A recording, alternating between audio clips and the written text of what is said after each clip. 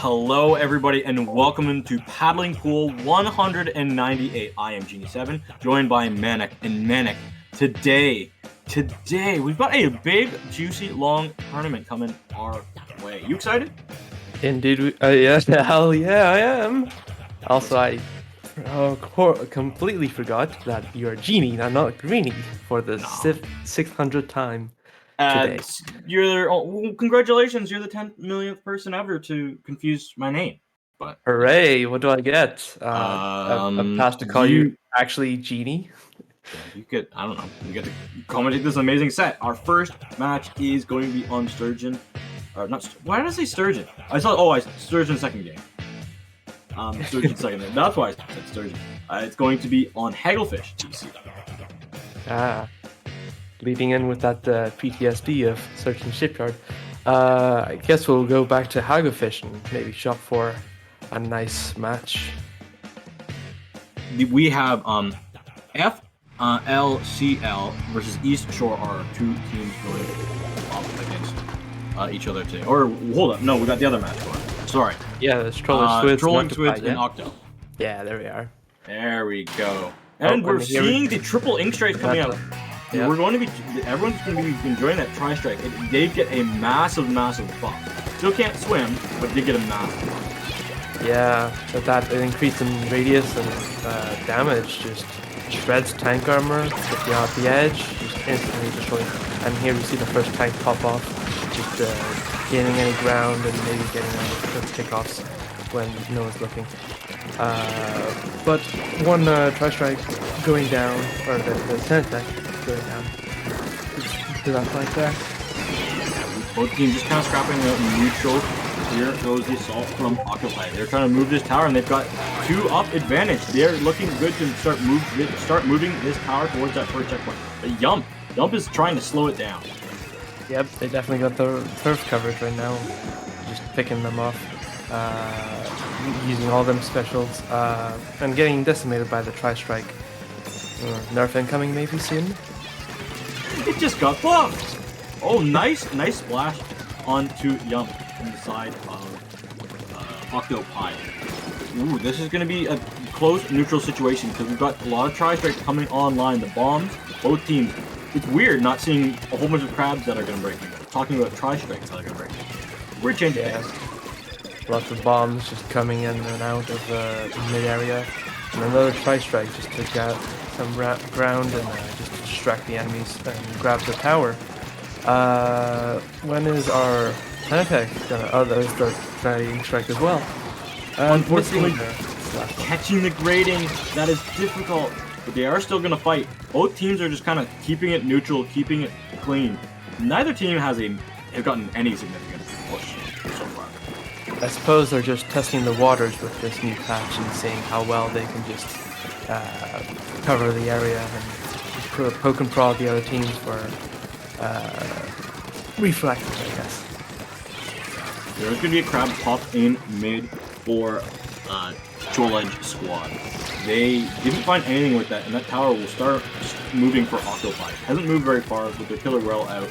They're going to have a junior big bubbler, but I really need to see a lot more splats from either of these teams. They're just playing extremely neutral, and nothing has really gotten done at all. Just some trades in the flank. I guess they're all just waiting to use their specials and immediately use them just to get some points. But we see that OctoPie is just having the tower, maybe getting to the first checkpoint and finishing off their push here. They're capitalizing off that 3-down situation that they got earlier in the game. We're going to see Rose popping that big bubbler to get this first checkpoint completely secured, and that's not a bad play at all. Neither team has gotten anything really done for the first 3 minutes. And finally, with the first checkpoint fallen, 50 looks like a really strong lead. There's the Nautilus coming in with the extra boost to the firing time, just keeping a backline support. And then just launching with the Cloud to keep their turf coverage and getting any easy picks. Yeah, Nautilus is going to, its weapon itself is going to enjoy the buff that it got, but I don't feel like it's as good as it will be as it was in S2, due to the fact that it still doesn't have like a great sub or a special. Definitely not. No, that point sensor definitely limits what it can do. I'm getting picked off by the crab. Oh, there's a down 2 to 4, or well, 2 to 3 now. Trollige squad is going to be pushing his tower. They're looking really mighty fine to get this first checkpoint broken, and mighty fine as well to get lead. Cammy's going to try and go onto that tower, but does fall. There's more members of both teams kind of scrapping it out. Big Bulber's popped. The defensive posture is not holding strong for OctoPie. Trollige squad is going to be taking the lead and starting to work on that second checkpoint. And Strike's doing well to cover their strikes, or cover their base. With the ink brush trying to get some sneaky kills and just stop the push if they can in time before they get the checkpoint. Oh my goodness, and they that's got going to be a checkpoint. wipeout! What a stop from OctoPie. Unfortunately for them, they weren't able to stop it until that third checkpoint fell, but they still are in this game. It's going to take a miracle for them to get back. With under 30 seconds on the clock, we are going to see one heck of a snowballed overtime push if they want anything to do with this match. Better build up those specials and see if they can just get the push in one. Otherwise, that crab's just gonna wall them off here. And unfortunately, that push got instantly stopped, and with a nice big old tri-strike covering the area. Almost getting up the ramp, so pretty well done there. But unfortunately, it seems that Trollige Squids is gonna just take this round. Yes, Trollige Squids, they had a really, really strong push through those checkpoints, and honestly, I felt like that overtime push it had some potential, but they couldn't break through the specials. That is OctoPie, they couldn't break through the specials. Looking forward to zones on Sturgeon, because I got ahead of myself earlier. Do you think we're going to be seeing as many tri-strikes? Oh, 100%. Or do we think you're going to have some more crabs? Well, I mean, the crabs, they do kind of go side to side and just cover the splat zones. But I feel that with the range increase of the strikes, I think you can pretty just cover it in a spread area of the tri-strike, instantly capping the zone potentially. I haven't tested that for myself, but probably almost there. The paint isn't as somebody that did play T-Tech before they buffed the tri-strike. It wasn't enough, right? It wasn't really enough, and they didn't increase the paint radius. They only increased the damage radius. Oh, so I guess that's where my misconception is. I don't know. Crab's best mode was always zones and probably clams, and Tri-Strike's best mode was always tower control. It wasn't even close. It was just 3 booyahs on tower. At least we won't be able to see any more sloshing machines, right? Right. Right. I don't know about that. On this map, I still think Slushing Machine, no matter what they do to the thing, as long as it still has its same hitbox that it has, it will always have a little bit of a place on this map. Yeah, unfortunately, you can't replace that just as easily in this current meta right now. Do you think we'll be able to see any Zipcasters? As it's a pretty good flank one, while they're busy trying to get the zone capped. If there was a Stamper player, we probably would have already seen them, and all the other Zipcaster weapons. Maybe Octobrush. That's about the only other one that I could imagine us seeing. But I don't know if we have an Octobrush player in the lobby. We did have a Brush player. But I mean, it wasn't Clam, so I guess they thought they were the assassin type then. Maybe we will be seeing.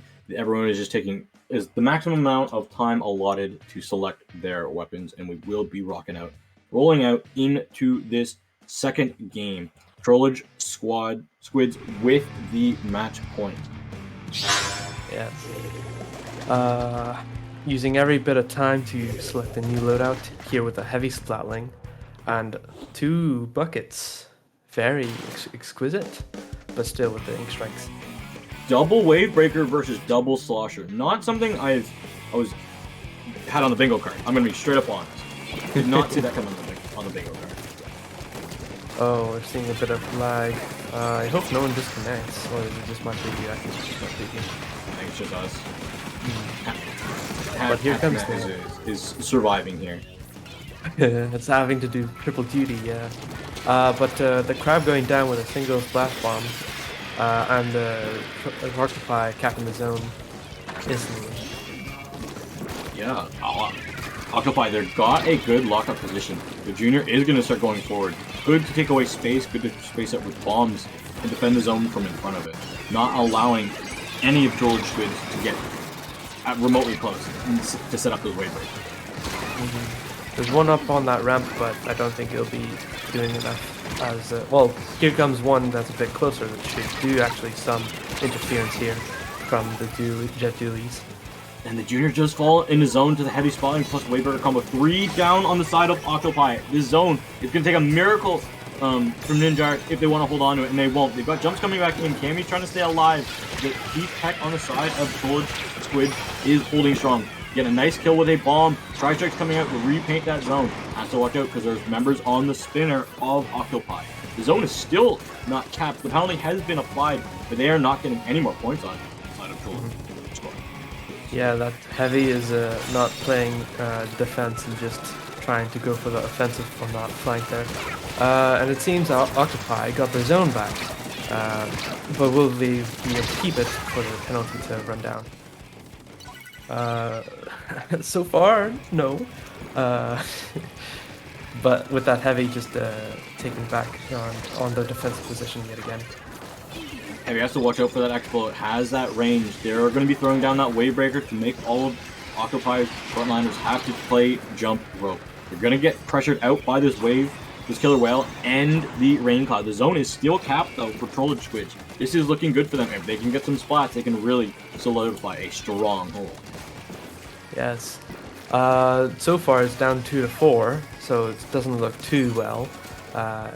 But who knows, whenever the bucket player could just have a Ink Strike launched, ready to go. Oh, that bucket range. Huge double. Oh, wow, huge double. Huge double. Wavebreaker's out, and this lead is in jeopardy. 2v2. Expo Junior versus Shot and a Splash and a Dually. The Expo is trying to come in, but gets taken out. The lead will swap. Trollige Squids, they're holding on in the zone. Who is left on the side of OctoPie? No one. And that's going to be zone and game for Trollige Squids. 2-0. Very well done there.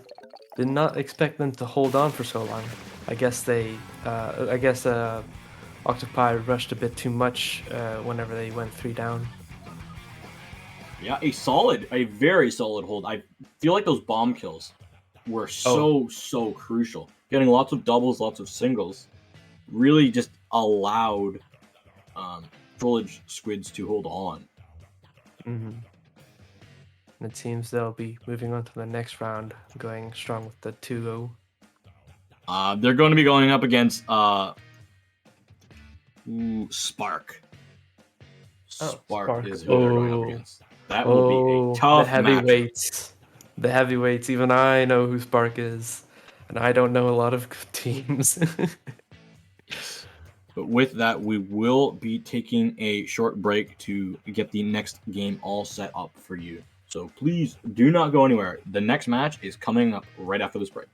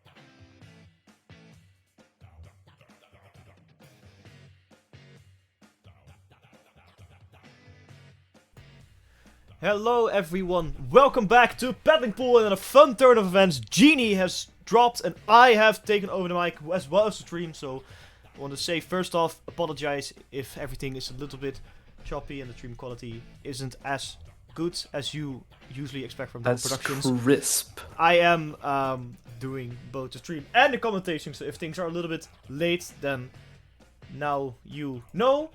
Hopefully you don't mind. Anyway, let's get off on our game. I'm also hosting this lobby, fun enough. It is Centopia against Consuls. And let me put up the map screen right now. Why is this here? Okay. I do love it when Greenie is replaced. Or sorry, Genie is replaced. But yeah, it's here we are. We're gonna be starting off Clown Blitz on Hammerhead. Always the straight and narrow path with a wide places in the sides. I wonder how many of them will be running brushes. Probably all of them, right? Probably. I hope we see brushes. I mean, I haven't actually fully read the patch, so I don't know all the buffs and nerfs. Though I do know that we have a massive nerf to or a pretty big nerf to the machine. So I don't think we're gonna see all of that and still run a lot of crabs. But yeah, I don't think I have casted this map mode in particular. So I'm actually very excited to cast. Very nice. Hammerhead Bridge, because I always love Hammerhead Bridge, even if in this game it's not as good as it can be. It has been nerfed to the ground. Sadly, it's literally it's underground now. It is underground. Anyway, let's get this game going, everybody. Centopia versus Consuls here at Trollige on Dapple Productions. Let's see who is going to take up this game on this best of 3 set. Also, if the team names are wrong, please let me know so I can, or the team colors are wrong, please let me know so I can quickly swap the colors. I think they might be correct. I'm not 100% sure. Anyway, starting off, we see both have 10 attacks. Nice, nice. And we also have the crab, singular. Very odd. Thought at least the other team would have it as well. But here we have, starting off, the tri-strike going ham, destroying middle. The crowd just taking a path from the middle to the basket. One has a football, so whenever they're ready to just push in. They're ready, Centopia can push, and they are putting in quite some effort. They got 2 splats here right away, and they're going for the third. 3 players down. It's just a 10 attack. Oh, but the 10 attack quickly makes work of whoever was holding the power climb, and it delayed their push by a little bit, not a whole lot. It doesn't matter ultimates because they still push to at least 50 and below. So it's a very strong opening push for Centopia, and Consuls are having to fall back or attack back a little bit more. They finally got people out of their base, but not a whole enough, as Mist throws in a sneaky climb. And Endor is also going on from the side with another climb, but just too late as the basket closes at 44. But that was a very, very strong push, and with only the Menachus alive for Consuls, they have to push back, and this is another opportunity for Centopia to quickly get clams and push again, because they have enough for a power climb. Yes, what a very nice opening. And here comes the second round. They have 7, or well now 10 clams more to deposit. But will they be able to get there in time? Unfortunately, I don't think they will anymore, as Consuls will just close down that push and try to strike that crab and just generally deny the area. Right now it's just a bit balanced right now, I guess. But it seems Centopia will just clear the area some more, just get some more turf and get some tri-strikes going again. And Consuls retaliating with a whale, a wall, a heckin' storm, just to deny that a ramp. As they do know that they do have enough clams for a football, but none have appeared so far.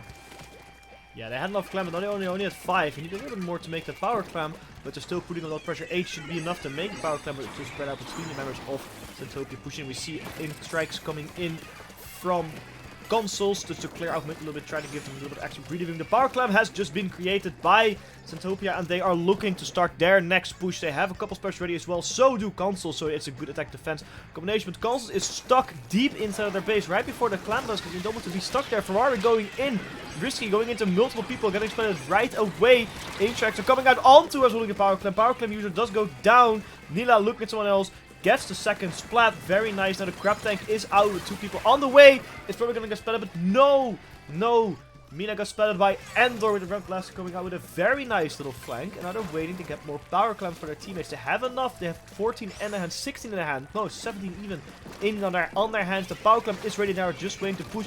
But a lot of people just went down for Consuls is the push they were looking for. The basket has been opened. Now let's see how they are going to capitalize on opening a basket, because they don't have a whole lot of clamps. Ender has quite a lot. Marsh has some clamp. Throwing it in now. Ender also throwing a lot of clamps. 12-3. They pushed it all the way down to 19 now. Ender pushing it a little bit further to 13 with no clamps in the area. And Ender going down as well. This is the end of the push for Centopia, but still pushing it again to 13. And Consuls yet still has to start their push of their own. They haven't really gone past mid so far in this game, so they need to step on the accelerator a little bit to shift into second gear if they want to have any chance of winning this game. Well, good news for Consuls is now they do need another power clamp, or football, just to break through that penalty right now if they do decide to do the finishing push. Right now I see the crab getting battled. Will they make them get off the edge? Close, but I'll settle for a trade, I guess. Lots of clams just lying around. Unfortunately, Consuls getting destroyed on a wipeout to make that topped off. And here comes the push with that penalty clam, and that's game. A very what strong a push from spectacular finish. Yeah, Centopia really was strong at holding the middle point, and we saw sometimes for Consuls people just would go in on their own straight out, like Ferrari eventually right after the second push. He would just go in and get himself killed, which unfortunately happens sometimes. I don't recommend it doing that, but you know, every now and again it can happen, unfortunately. You know, we all make a little bit of mistakes, but I think that was a big error from them, from Ferrari. But still, a very strong game by Centopia nonetheless. Oh shit, I actually changed my stream. Hold up. Next up, we are going to Splat Zones on Museum del Foncino. Probably my favorite map in this game. I don't know if you agree. It's not too bad. I feel like the change from 2 to 3 has been alright. It's still in the same, you know, kind of feel of the old from 1 and 2. Wait, was it in 2? I feel like no, it was in 2. No, it wasn't in 2. It was only in 1. Oh wow, It was in 1 and 3. Memories of 1. If I remember, you only got maps back that were not in 2. Right. I don't know why they just don't unleash all of them. Like, come on. Yeah, just give us seen these the maps whole before. game. Don't release anything later. Although it does give them more of a chance to ruin set maps, so I guess it's a good thing that they don't have all of them back. Although I'm pretty sure I'd be fine with Kelp Dome not returning. Yeah. Yeah, I wasn't the biggest fan of Kelp Dome either. I'm kind of happy that you're not gonna get it in this game. But I actually don't know. We're gonna get Bluefin back. Dude, we're gonna get Bluefin back. No. I think the opinions are very divided. If you are a Bluefin fan, let me know in chat, because I'm actually interested if anyone on Earth actually likes Bluefin Depot. Bluefin haters rise up. No, don't hate Bluefin. I mean, when it was in Splatoon 1, like in the beginning, I thought it was actually a disgusting map, but then I started playing more competitively, and I liked the game more, and I generally got more understanding, and then I started enjoying it a lot more. So I think it's interesting how we're gonna play out in this game, especially if the crab meta stays for, you know, a little bit. How it's gonna stay for a while. How it's gonna pan out, you know, if you just go stand on like a little, like the half bridges they have on the top left, and see what's gonna happen. I put match point also way too late, so here you go. there it is. There's the match point. Woo!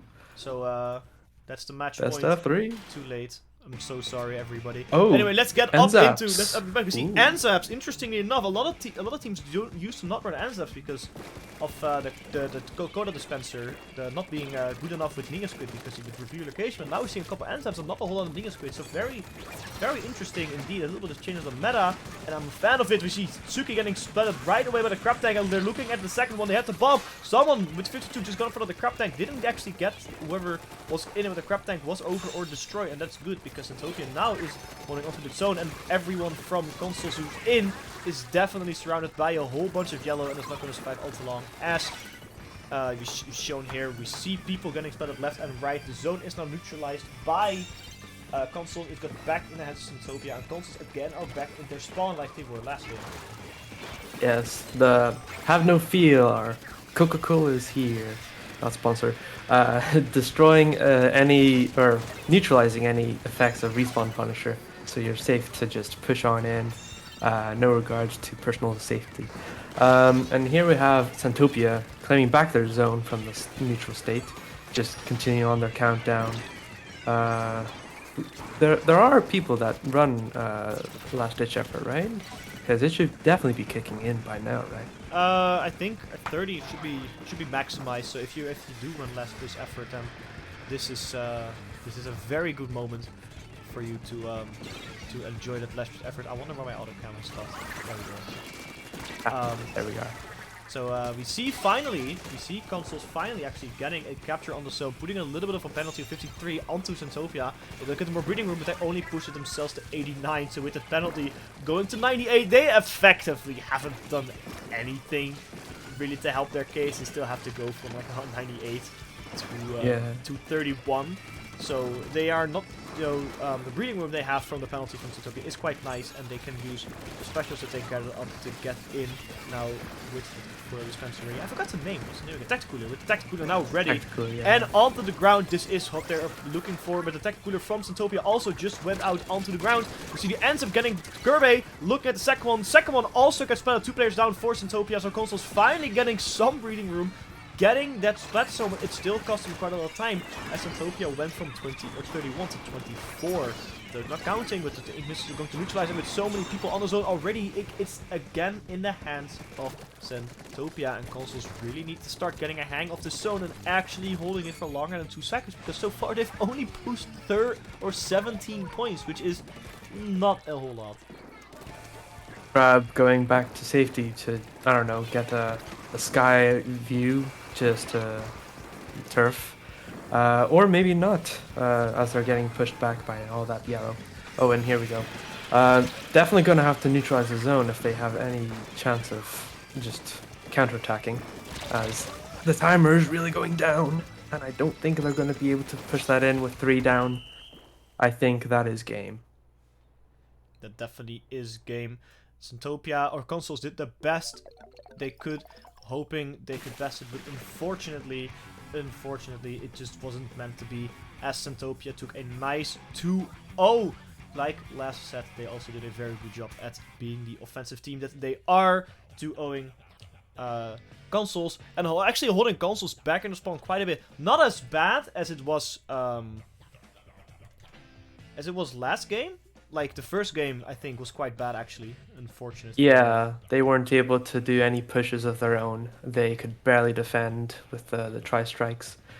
But at least this time, they were definitely able to get a good showing off of just attempted to get the zone.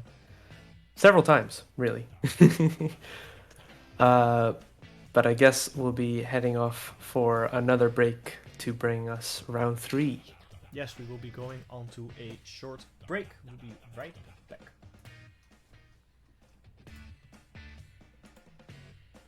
Okay, cool. I'm gonna quickly set up Booyah Gang. Booyah Gang, bloom to death? Oh. I actually didn't mute this instruction.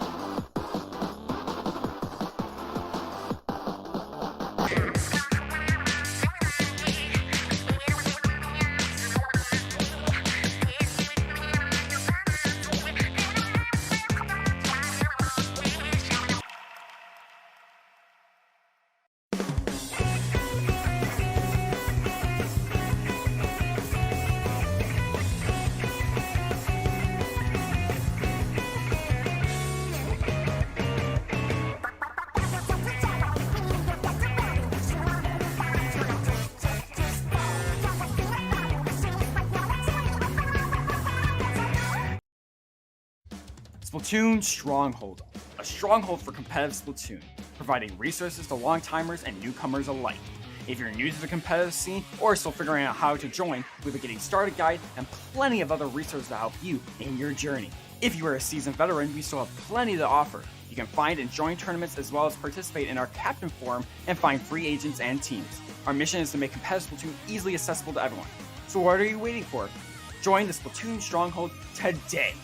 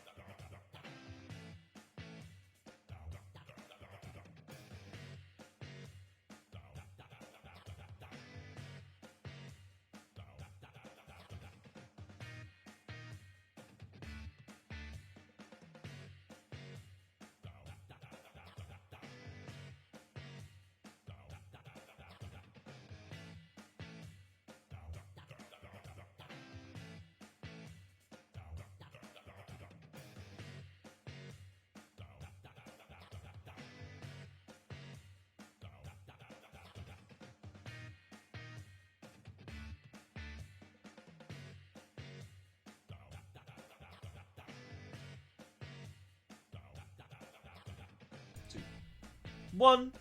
Welcome back. I counted down the stream because it was funny. 2. Battling pool 199. We're just one off before 200, and I'm gonna start off right away with Booyah Gang against bloomtodeath on Rainmaker, Undertow, Spillway. Shallow map with a little bit of upside on the left. Rainmaker being a very fun mode in the map because you have two clear direct routes, one being longer, the other being more safe, one being faster, being way more risky, the right one being risky, and the left one being the safe option.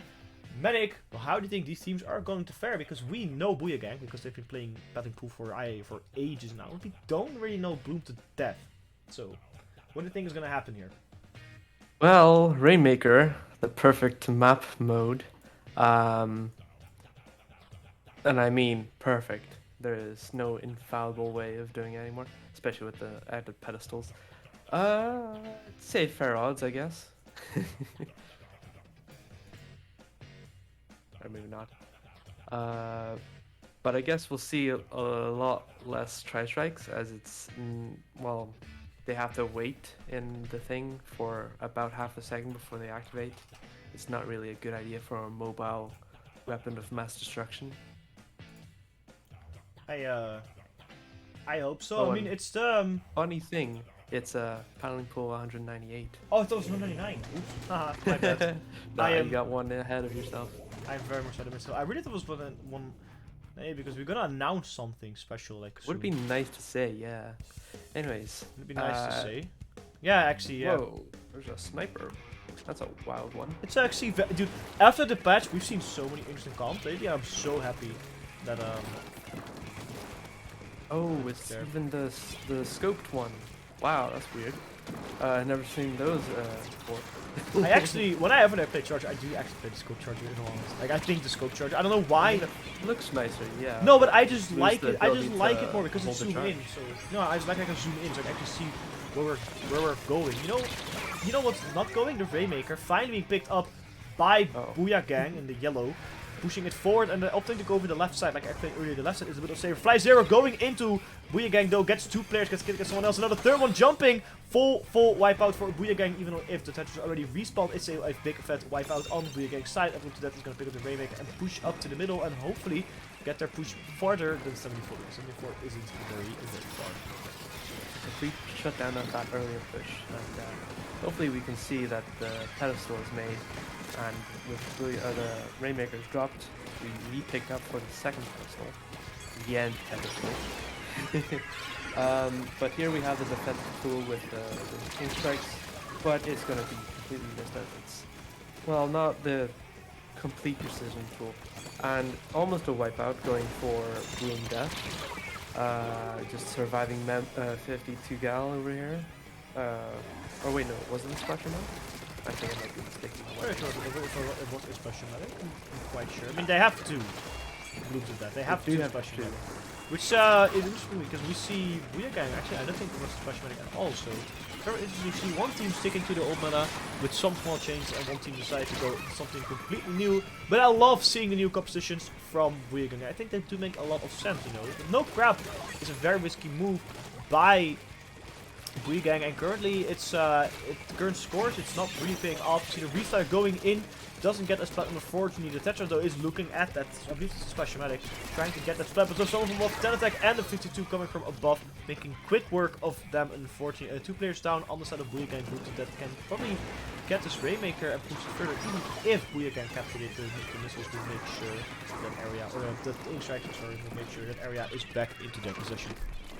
Getting double teamed is definitely no fun. But as we see the Rainmaker getting disappeared, or okay, it's not getting picked up last moment. Oh, is that a miss or was that? Oh, okay, well there's a hit from that scoped charger with the respawn punisher, and unfortunately there's no soda to save you from that. Just general backline positioning to not get splatted early on. And it might pick up the Rainmaker, but then it loses all of its range, so I don't think pick up the Rainmaker right now is the best strategy, especially they have a lot of turbo, but they don't really have the player advantage if they want to.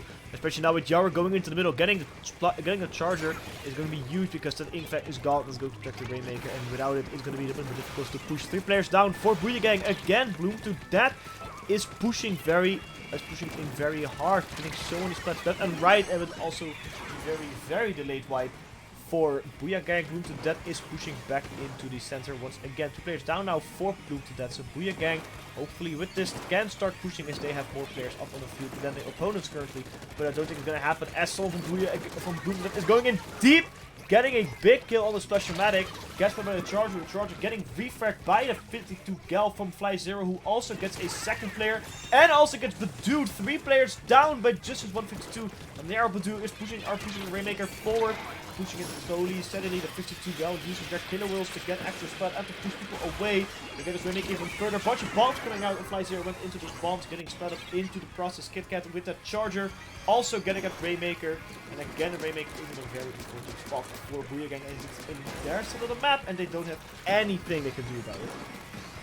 I imagine that 52 cal was quite the jump scare for the scope, showing up in single frame.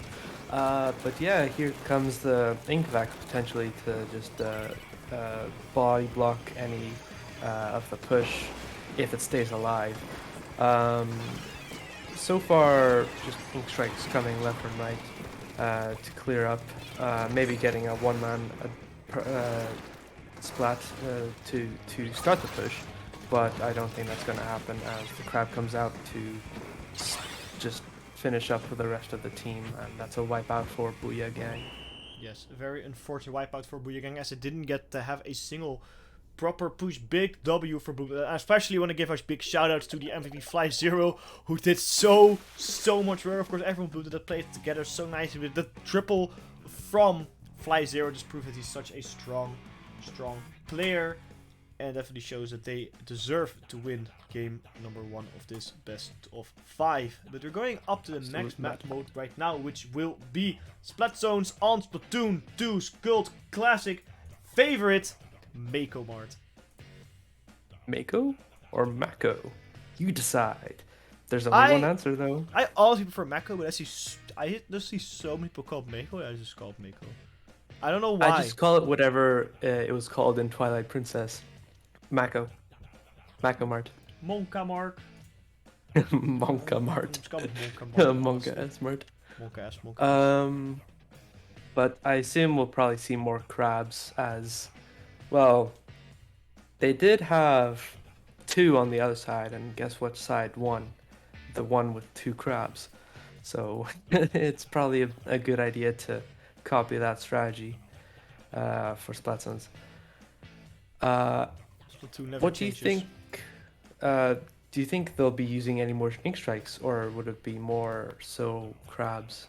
I definitely think the ink strike does bring a lot of value to the Splat Zone, so I wouldn't be surprised if we see one, because both teams are running an ink strike. So I wouldn't be surprised if we still see one, because I think that is going to change a whole lot to their composition, as they don't really need to. I don't know about Booyah Gang. We just saw their comp, so they might have changed a little bit. I didn't actually look. So they did change to an E-leader and to a splash show. So we still see missiles coming in from Struck. You don't see missiles coming out from Booyah Gang. So that's actually quite interesting to see. But let's see how Splats is going to fare for Booyah Gang, as they are the first team to capture the zone. Very nicely done. And that grab tank coming out early, just getting a lot of damage on, forcing that E-leader out of the middle. It's going to be huge for bloomtodeath, and even if they lost a little time at the beginning, getting the zone now will probably help them get it further to 80 and get the lead. But no! It's neutralized, and it might actually be captured, as 2 players are down from Booyah Gang, but Commentator's Curse kicks in and it's not captured. And slowly but surely they will take the lead, as they do it right here. Now their push is really gonna stop. Yes, I don't think that E-leader had enough painting capabilities from that far away to make a dent. And here we just see bloomtodeath just holding the zone for dear life, despite having the 2-man disadvantage. There goes the ink strikes to just claim some area, just to solidify their position a bit more. And I guess that Gal just goes down as it gets supported by that crowd behind. Yeah, and going down. Poor Gal, unfortunately. Booyah Gang is slowly looking here to take the lead. It's about to be taken. They're super close. They're a couple ticks away from taking that lead, but maybe bloomtodeath can go in and get some points on that zone. But no, not a single drop of ink really is onto that zone. Well, that's a lie. There's a couple drops, but not a whole lot. So Booyah Gang here will take the lead and actually has bloomtodeath quite far away into their spawn. It's like an opposite of what it was last game, and they're really stuck in there. Booyah Gang are going in deep. A trade between 2 weapons, the Tetra Jewelries and the Feather Shop. But now I have to really go in, because the zone is about to be knocked out by Booyah Gang, and with no one there to go in and fight. Booyah Gang takes game number 2, making this set a 1-1, the first of the day's stream. It's always the third match that goes into a 1-1. It always is the third match. The first ones are always just like, oh, here's the 2-0, here's the 2-0, and then the best of 5 starts, and then the sweeping suddenly stops for no apparent reason. You should see the amount of quick respawn on that, was it a attentive deck, I think? Damn, that's some respawn time, I assume. Why, of course you want a lot of respawn. Why don't you want a lot of respawn? Well, I mean, it kind of takes away from the other abilities. And also it doesn't work whenever you already have you don't need the other abilities if you're just good. True, true. Why have Forgot. abilities when you can respawn faster unless you get a splat and then it doesn't work anymore? Why don't you want to respawn faster like 2% of the time? I don't know. That's I getting usually really run tacticaler. But I guess we'll be moving on to the coveted Scorch Gorge Clan Blitz. What's your opinion on Scorch Gorge? Like just like not necessarily on Clan, but just as the map in general. Just general. I don't like the big block in the middle. I don't know. It's good sometimes and it's awful sometimes. Like if I'm playing long range, awful. If I'm playing short range, godsend. I mean that's fair. I mean I think it's pretty good. I really like Scorch Gorge. I think it's an interesting take on like Kelp Dome, but making it higher but less big. And then just having basically the rest I of the feel same like map. the flanks just don't matter. Yeah. Like the sides, those little pits, you could just have like 700 beacons in there. I wouldn't care. I wouldn't even go there to begin with anyways. That honestly is a big mood. I can completely see what you're coming from. Yeah, I mean, I think flanking in this game in general is a lot less pronounced than it was in Splatoon 1 and 2, especially with all the new maps and having a lot of big flanks. I think this is the one which has somewhat of a flank route and it's still not that big. We finally actually see a machine again, so it's the first, I think, on the stream today. Machine being, of course, nerfed into the last Splatoon patch, so we don't see it as much anymore going forward, and that's a bit buffed again. But we see it here, luckily it still makes it appear, as some people still think it's a complicated. We see quick grab coming out from Yaru, getting the first splat onto the Tetra Dualies. Now they're looking in to go further. Crab Tank on the side of Booyah Gang as well, finally started using their crab on their own. They're looking to get the clams. Crab Tank now on the middle of the map. Yoshi's actually getting splatted there. Very strong Crab Tank onto the center of the map, and getting rid of the splasher is huge because if you got rid of the Crab Tank and get rid of some very nice baiting power, bloomtodeath is the one with a lot more map control. But can they capitalize it with 11 clams and no splashes ready to push and 2 players down? I don't think it's going to happen at all. Definitely gonna have to wait for the teammates to spawn back in to even start to make the push, and definitely wait for the flush machine to get that Booyah bomb ready, up and ready. Yeah, the machine is slowly waiting. The power clam is ready now instead of Booyah Gang. They're going in with the aim for power clam storm forward. Crab Tank is also out with the power clam, is in a very important position. Can they throw it in though? Yes, they can. Fly 0 to 52 does go down, but there's no follow-up. There's only one clam on the side of Booyah Gang. They have to throw it in to extend the timer. And if you don't, you wasted your first power clam. There's no one there to go in. That power clam was wasted. That push was just thrown away. They threw in the power clam but had nothing to follow it up with. Not a special that could use properly, not a power like single clam that could go in. They had one in their hand. What were they doing? That's honestly, that's a big waste of a push. That's a big, especially you only get half of your point from a power clam now instead of the full fat 20. So whatever bloomtodeath is gonna do here, they have to just do it reasonable and they'll have a better push than Booyah Gang, and especially with how deep they are in, that push might just happen now. But that was an excellent defense from bloomtodeath, just to get that Booyah bomb to secure the area. I mean, it was a bit of a waste since they didn't even have any clams to throw there. But, well, here comes Booyah Gang with oh wait, no, that's bloomtodeath. It's bloomtodeath with a marginally better push. It's not a whole lot better, but at least they made some use of the fat 20 points, getting in a 71 with 3 whole clams. Hey, that is still 3 clams more than Booyah Gang did. I think that's it should be impressive on its own. I think, but again, no proper follow-up from the pushing team. So I think it's interesting. Inkstrike not destroying that Booyah bomb, so it can still throw out. It didn't do a whole lot. A lot of paint coming in from Booyah Gang in the middle of the map, looking to push back bloomtodeath, but with a couple players down for both teams. I don't think a lot of teams gonna make, both teams gonna make a whole lot of progress here. But it looks like bloomtodeath is finally pushed back to the spawn. Big flank coming in from Booyah Gang 2 actually, but 2 getting splatted by the machine. And now they're looking at the next one, who's probably looking at the normal slasher is also waiting. Crab Tank in the middle of the map, but with a power clam also at the ready. Booyah Gang is finally going to push as they are using the Inkfact onto that basket. Why Armin on the basket? The basket is open. It is 70 that took the lead, but can it this time follow up? They have enough power clams to make a follow-up, and there's no one there to defend other than Yaru, who is not being able to because he fall forward with the Crab Tank, wasting various time, wasting a resource, and getting a lot of power to Booyah Gang, who can push it to 49. Finally, an amazing push there. So much going on with that flank defense, or distraction, would you say? With the whole, and a massive boost with that football there. Well, I think that's probably going to be the end of the push there, unless they keep on defending. Never mind, the timer's going to get extended by that solo splash. Is it really done? Yeah, I guess it's done now. The solo splash is going to fire.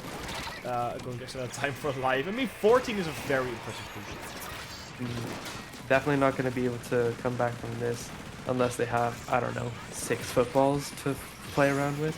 Oh, they just have one good push. I think they can still have one good push. They have enough for a power clamp. 2 power clamps are at the ready, so that is an immediate 30 points. If they throw both in, one is inside of the basket. The second one can be thrown in right away if they want to, but no! No, they're gonna trade it out, but Duke gets a nice pick onto the power clamp, and now nobody's able to grab it. The power clamp has to be pushed back. Zero is trying their best to hold it in, to keep it alive. It's 59 right now, but the ink sharks are coming onto the power clamp.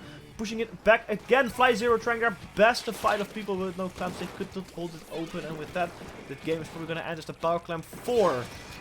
Bloomtodeath is gonna despawn.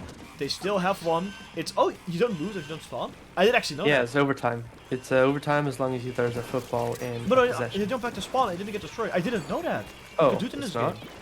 You can jump oh, back right, to spawn in because this there's no game. actual spawn shield. Oh, that's very nice actually. It's a big quality flight. Booyah bomb coming out right now, but they have to throw it in, but they get shredded by the crab tank. Ooh, and that's so unfortunate. Because that means game number 3 is going to Booyah Gang, and they went from a 1-0 to a 2-1. What a amazing push from Booyah Gang. I mean, the immediate one wasn't too bad, but that final one, ooh, very nice. A very strong push indeed. Very enjoyable game as well. A lot of people going left and right, but Bloomtodeath, I don't know what they were doing this game, but it wasn't really working out for them. But maybe the next one hopefully will, because it is Splatoon 2's favorite map mode, or Splatoon 3, this is Splatoon in general, is favorite map mode combination. It is Splat Zones on the dreaded, beloved, wonderful Wahoo World. It wasn't in Splatoon 1, was it? I think it was. Well, no, it was not in Splatoon 1. It was oh no, Splatoon it wasn't. 2. It wasn't. But general Splatoon community, community, this map mode combination is very divided by the community, whether they really like it or not. I personally think it is god awful. Yeah. I really don't like it. I think it's bad. And that's just a personal thing. But I really do not enjoy it. Like, not even close. I feel like 80% of the map is wasted. There's only 2 routes in, pretty much. It actually is. It really is. I can see, you know, the fun part because it has like little flank routes at the bottom, which are interesting. Barely anyone uses that. They're blocked by the walls. Like, come on, you have to have like the perfect cycle, and that's rarely ever gonna happen in the midst of a heated battle. Oh yeah, I mean it does happen, you know, occasionally, especially I think when you need it, it can be there. I mean, I used it a couple times to win games in it, so it's possible. I don't know how good it is though. But yeah, I honestly see why people don't like it. But still, it's a valid map, and it's been on the map list in every tournament for ages now. So I don't think it's great. I think long range. It's match point. It actually is match point. Wow. I forgot, I can press the match point button too late, Yo. and then it will just be delayed because I'm very bad. For everyone who just joined, we got the match point I'm doing button. both the stream and the commentating, so if it's a little bit off, and the camera work. I am deeply sorry. Well, no, I have autocam for that. And the encoding. I will be completely and honest. I am using autocam. I will be very much honest here. But with that, I mean, you still have to press the buttons, though. No, it does it automatically, actually. It's very funny. Oh, push the camera. There you are. The cam. Don't worry, I got you. Where's the match point button? There you go. It's right there. It's right there. Ready. There you go. Rage. Just in time. Don't worry. Let's get into this next game. Game number 4. Booyah Gang against Bloomtodeath. If Bloomtodeath loses, they are into the lose record. If Booyah Gang loses, it's gonna be a 5th game. Best of 5. Let's see how it is gonna roll out right here. We see the E-leader still in play from Booyah Gang, so they're confident it's gonna work. You still see the machine coming out from bloomtodeath. I don't think it was the strongest pick last game, but it's probably gonna work if they are the first one to capture the zone. The crab tank at the ready, someone at the right. The crab tank is going left and right. The slusher is going to fight a crab tank, and it's going to be a huge advantage for that slusher, even if they get a split. That bridge is absolutely insane to slush people over from, and it definitely worked out. As we see Booyah Gang here taking the zone after bloomtodeath, and they're probably gonna get the lead because they have a lot more players out of the That bucket play was just ingenious, just destroying from over the arcing of the shot. And it seems that Booyah Gang is just heading on strong with the capping of the point. I see that the Booyah bomb is trying to be readied. Nukes are armed almost. I don't know why he's not immediately trying to stop it. I guess he wants to be closer a bit. But here comes the crab getting demolished by several bombs and people. 20 seconds left. I wonder if they're just gonna go for it, because the opposing team doesn't have too many specials that can deal with the Booyah bomb so far. And here we go. There's very nice Booyah bomb, a very nice wolf, very nice 52. Unfortunately, nobody got splattered there really. So I don't think how much they gained other than capping the zone. Now they have to see a whole group, and I can definitely do it. But Igma is gonna spot trouble though as they get marked. The 52 fly is going to trade with Badu here. It is a 3v3 scenario, but Tetris going in. Missiles are under the zone as well. There's nobody from bloomtodeath could really paint up the zone. There's just a crab tank from Yarrow and Fly Zero helping from the back, defending him. It got the zone painted again, and it's still in their control. Machine now fighting against the flanker. Flanker quickly went towards the sidelines onto the bottom and decided to run away, not to fight. Slash now going in. It's a 3v3 scenario. Both teams using their Slash automatic, which is a very equal loss. Actually, I think it's the best loss you can have. The best trade you can have as a team, because you're only using the best weapon to the closest and simultaneously. That Reef Slider was actually crazy. Poor getting struck by the Reef Slider. It nails it above, making it a little bit faster. Might do it wonders, but they're still gonna very sort of push to 19. But now they have to actually get out of their spawn and do it again, because they both have a big penalty. And Booyah Gang is putting a lot of pressure onto bloomtodeath. That machine was just about to get ultra killed, but it just ran away. Oh, very ballsy, just going into the base, just producing any chance of trying to get the point back. As cover fire from the ink strikes. Oh, and here comes the crab, but unfortunately they have a counter crab to evac crab. So good luck trying to get the zone here. Yeah, this is not gonna happen. That crab was about to fall off. Oh, but they finally got it just in time as the penalty was almost over. But will they be able to keep it? That's the better question. The Eevee are just poking and prodding, waiting for his teammates to respawn. The Gal, bit fishy there, trying to get the E-leader kill, but I'm pretty sure it's already aware of his existence. And it's just running around, flanking, unfortunately getting the wrong end of a shot. 3 players were on that flank. That's unfortunate because if there was only 1, they could probably handle the 2 maybe as well. It's going to be a bit hard. They had the penalty removed. They could have pushed it further, but with losing your 52 there, your 52 Fly Zero being so strong, it's going to cost you so much. And again, after 45 fellas to work through and only a minute left onto the clock, it's going to be quite difficult because this win is probably just before overtime. They're at the 30s now, so I'm gonna say they have 20-ish seconds left to get it from 18 to 5 if they do not stop and lose the zone. But they're gonna neutralize the zone here, Booyah Gang. The Booyah Bomb is ready though for bloomtodeath. It's going to go on the zone. The zone is still in control. A lot of missiles coming out on the zone. Ink strikes with the power of Splash Panic are going to neutralize the zone, and this is so bad news for bloomtodeath because it is exactly what they didn't need from Booyah Gang. We're going in left and right. Machine going in a huge flank, getting Yoshi's, but getting splattered by Yara. And this is going to be tough because it's 2 down for Booyah Gang, but they still have the zone in control. The zone is again in control of bloomtodeath, who are going to defend it now. It's going to be a 4v4 scenario, and they still have to push through their penalty, and then they still have to hold it for 14 ticks, so it's going to be a tough battle. Mists are going to come out, and those Easter eggs are going to make it so hard to hold onto that zone.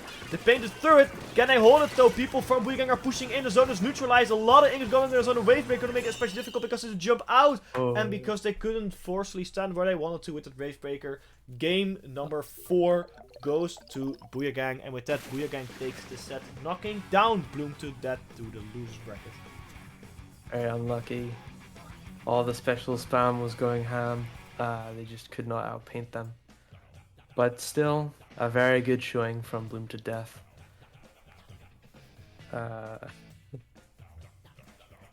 It's a very guess... strong set. I liked how these teams played though. They were very on par with each other. I think they were very close to each other. Yeah, it's really well done, yeah. Especially without the Booyah Bomb just getting any kind of cover fire. Unfortunately not getting any kills anytime. Yeah, it was unfortunate, but you know, you gotta do what you gotta do. But with that, we are going on to a little bit of a break because I actually have to set up the rest of the tournament into my streaming tool. Because I am stupid and I forgot to do that. So go grab yourself some snacks and drinks because we are back in a minute.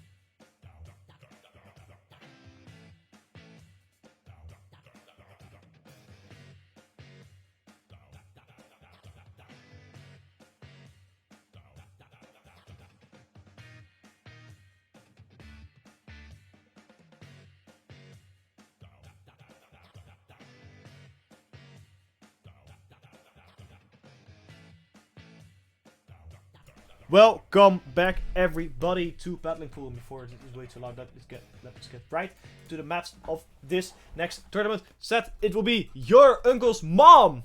So, hi there, Rosie, against Centopia. Let's see if Centopia is gonna get another victory on stream, as they already have gotten one against Consuls, or if your uncle's mom will beat Centopia. Let us see what's gonna happen in this next set. Starting off this wonderful set with a Splatoon 2 favorite. I actually really like this one. Sturgeon Shipyard Tower Control. Yeah, it's pretty good. Yeah, I definitely like the low tower modes most of the time. Saves us on time climbing the tower. But definitely shouldn't be beaten by your uncle's mom, otherwise you'll get mocked for saying, or mocked by like, Lamau, you got beaten by your uncle's mom. You know, like your mom, like just your mom is like sort of a swear Your word mom. in the Netherlands. It's It's ironic because No you know, way. no, when people, No way, when man. people way. wanna, I don't know, wanna insult someone, you just say je moeder, and that's like the Dutch word for your mom. Like it makes no sense. It literally makes no sense. I just think it's really funny. Great. Can't wait to use that all over the place. If you're here and you say je moeder to like someone, don't. Depending on who you are, you get beaten up. That's your Dutch tip, everyone. Your muda. About Dutch, I'm gonna about Dutch. You can see the latest tweet from RSL. It was in Dutch. I thought it was really funny. Whoa. A hit tweet from RSL. A hit tweet What from could that be RSL about? grandpa account. It's foreshadowing.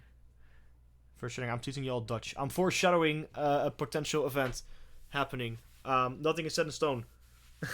I'm not gonna say more. So what's gonna happen in the Netherlands is because RSL will actually be happening on my birthday in August. So don't worry. In August we'll all be celebrating RSL at my place. Hotel Trihatgo. There's your leak. It's late August, early September.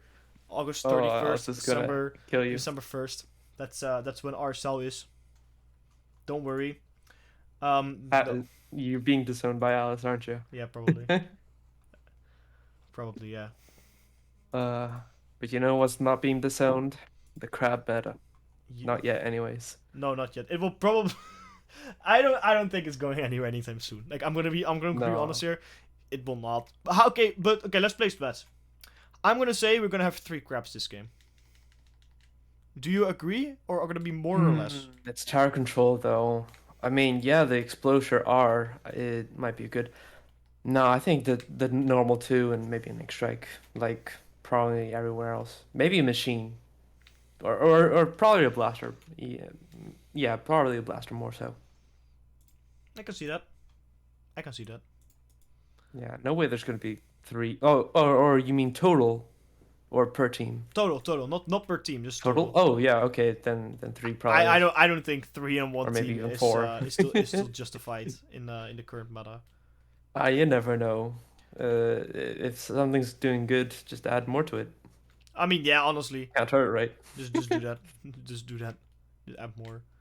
I mean, like I mean, from what we've seen so far today, I think this patch has been good. I think so far it's been healthy because we've seen some teams run old comps, but I think there was only one. That was bloomtodeath who lost against Booyah Gang. So it's interesting to see that we still see a lot of new comps, like this one right here, where we have one whole new weapon. This though. 2. Oh, we were both wrong apparently. We're both wrong, actually. It's only 2 crabs. Unfortunately, it's still I like seeing more healthy weapon compositions. But there's the machine and the blaster. And a squeezer, very nice. Oh, Instantly going down. Yikes! Cast a curse. You're not doing my first real main Splatoon 2 justice, you know. Come on. Wow. Immediately going for the checkpoint by your mom.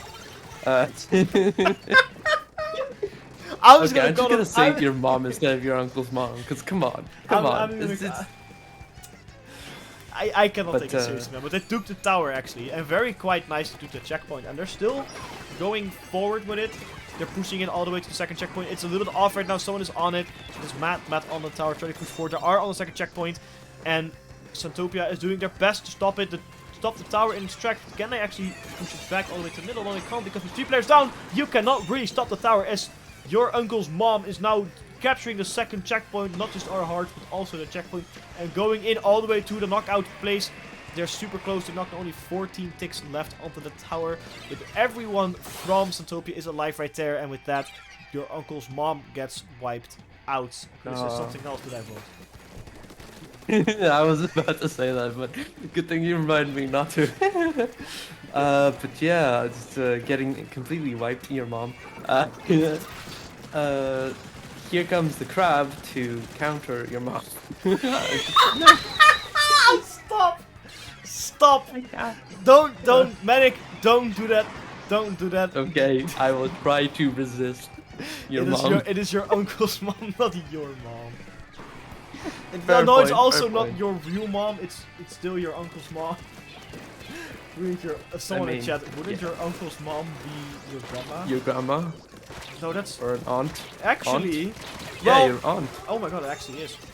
No, Or, no, wait, no, no, it's great your aunt. brother or sister. No, that would be your grandma. Yeah, great aunt. Great aunt. Because it's the uncle's mother. Yeah, okay, yeah. Anyways, Okay, I've stopped. yeah, fair point. Anyways, Centopia getting on the tower to ride away. Potentially outmaneuvering that E leader.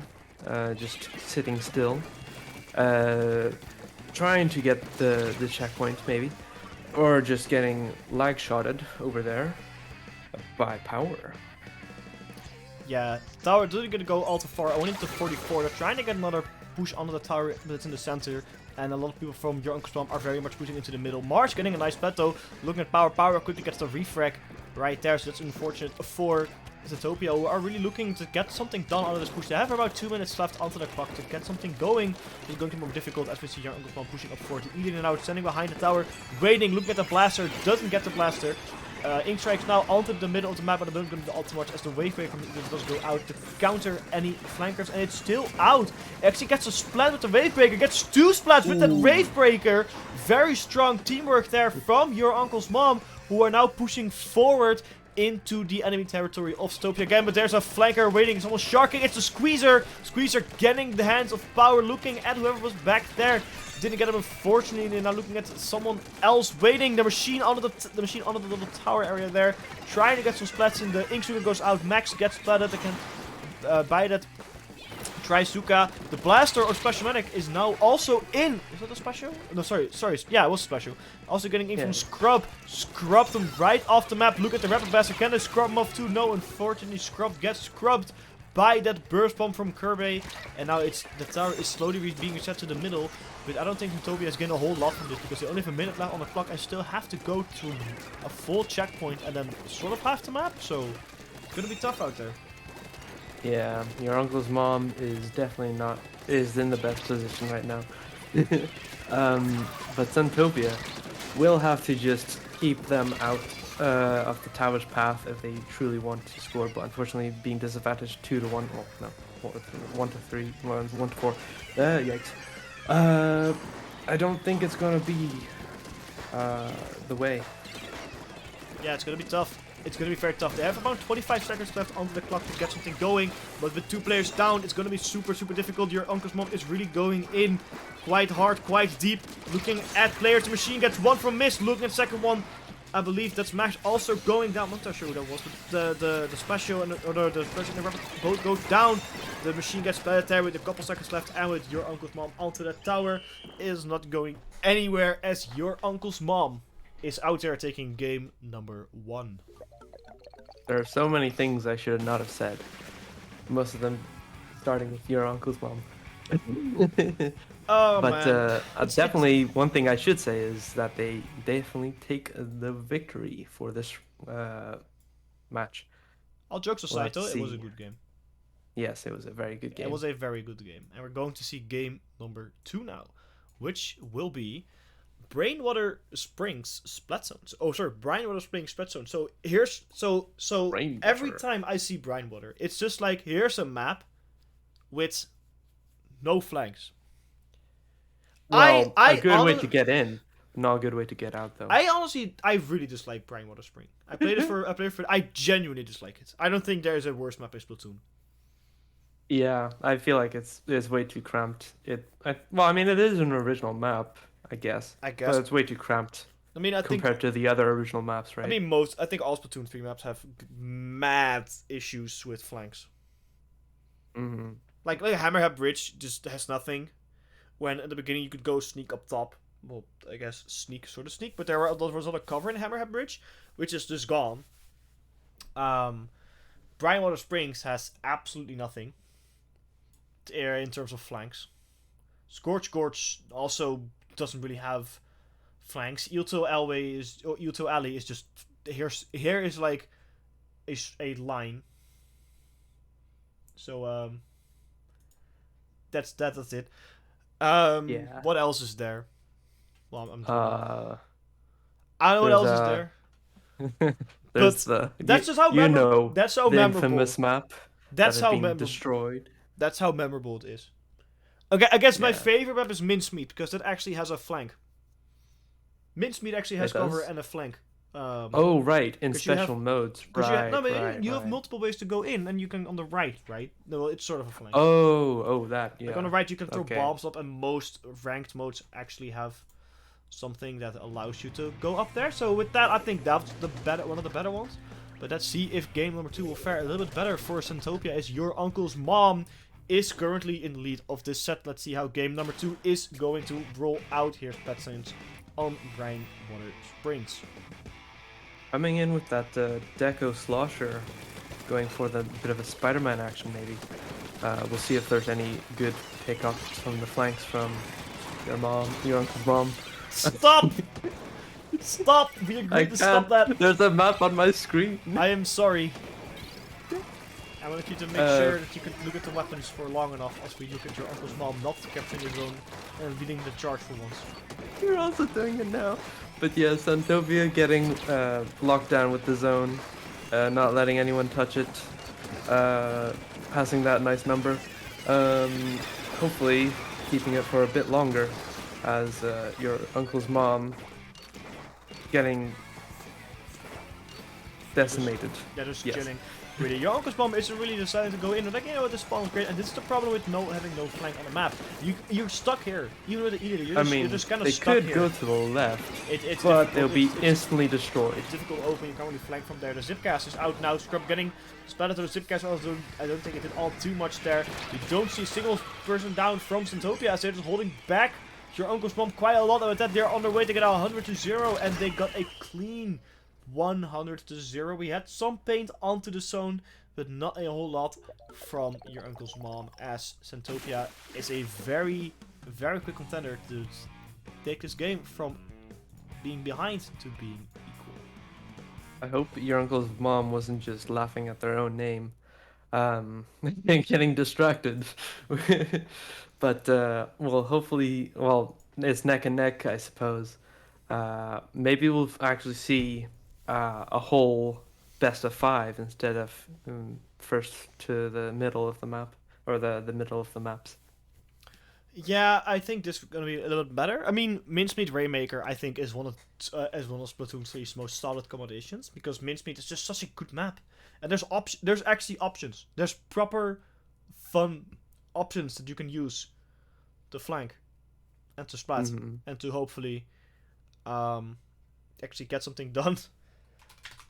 Also, I want to give a shout out to chat with Max and Dapple Productions disagreeing with the name. I believe. Was it the name? I hope it was the name. It was a good idea. If we're talking about your uncle's mom, that was a great idea. Please, whatever you do, don't get rid of that. I love it. I think it's great. I love it being on stream. It's the best theme we could have had on the stream because it's really funny. And Alice is probably gonna kick me out of everything that she owns. He's already disowned you. She already disowned me 100%. But I don't care because I think it's really funny, and that is what's important. Just like game number 3, which will be on Mincemeat Rainmaker. Okay, I want your honest opinion here. Do you think this is a good combination? Like on a scale of 1 to 10, is it good? What combination again? Mincemeat? Yeah, Rainmaker Mincemeat. Hmm. It's on your screen. Yes, I know. I'm thinking. I'd say a solid 7. Definitely a solid 7. I'm gonna give it an 8.5. It's not perfect. I mean, it's not.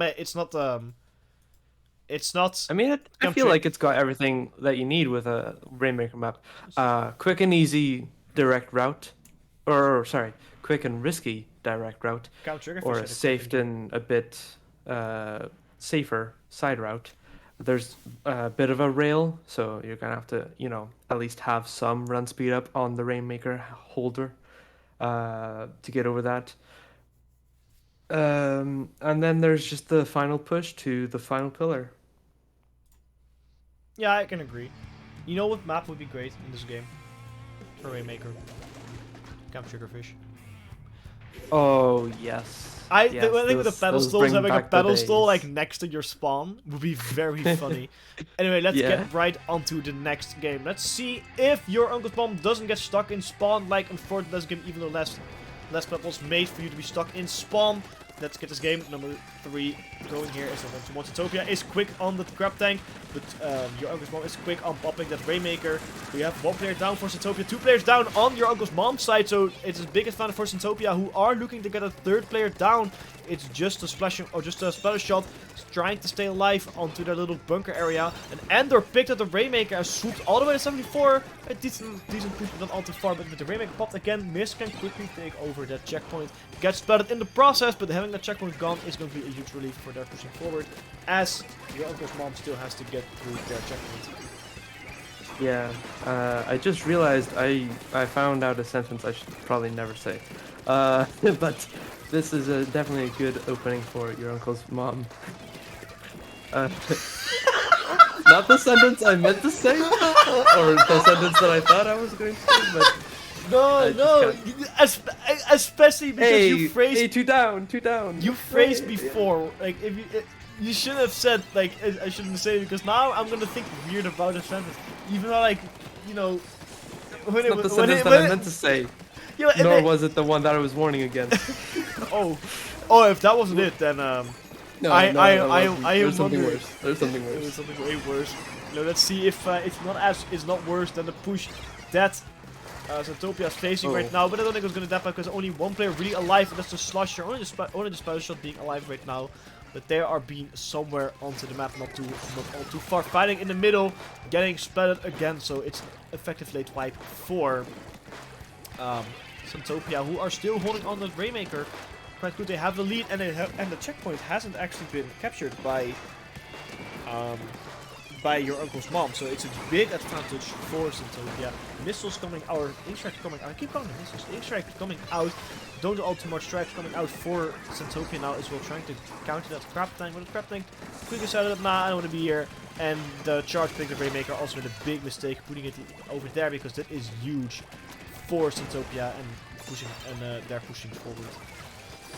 Yeah, it's a bit of a shame that there's no quick way to reset the Rainmaker on this map, unless it's above the near the spawn.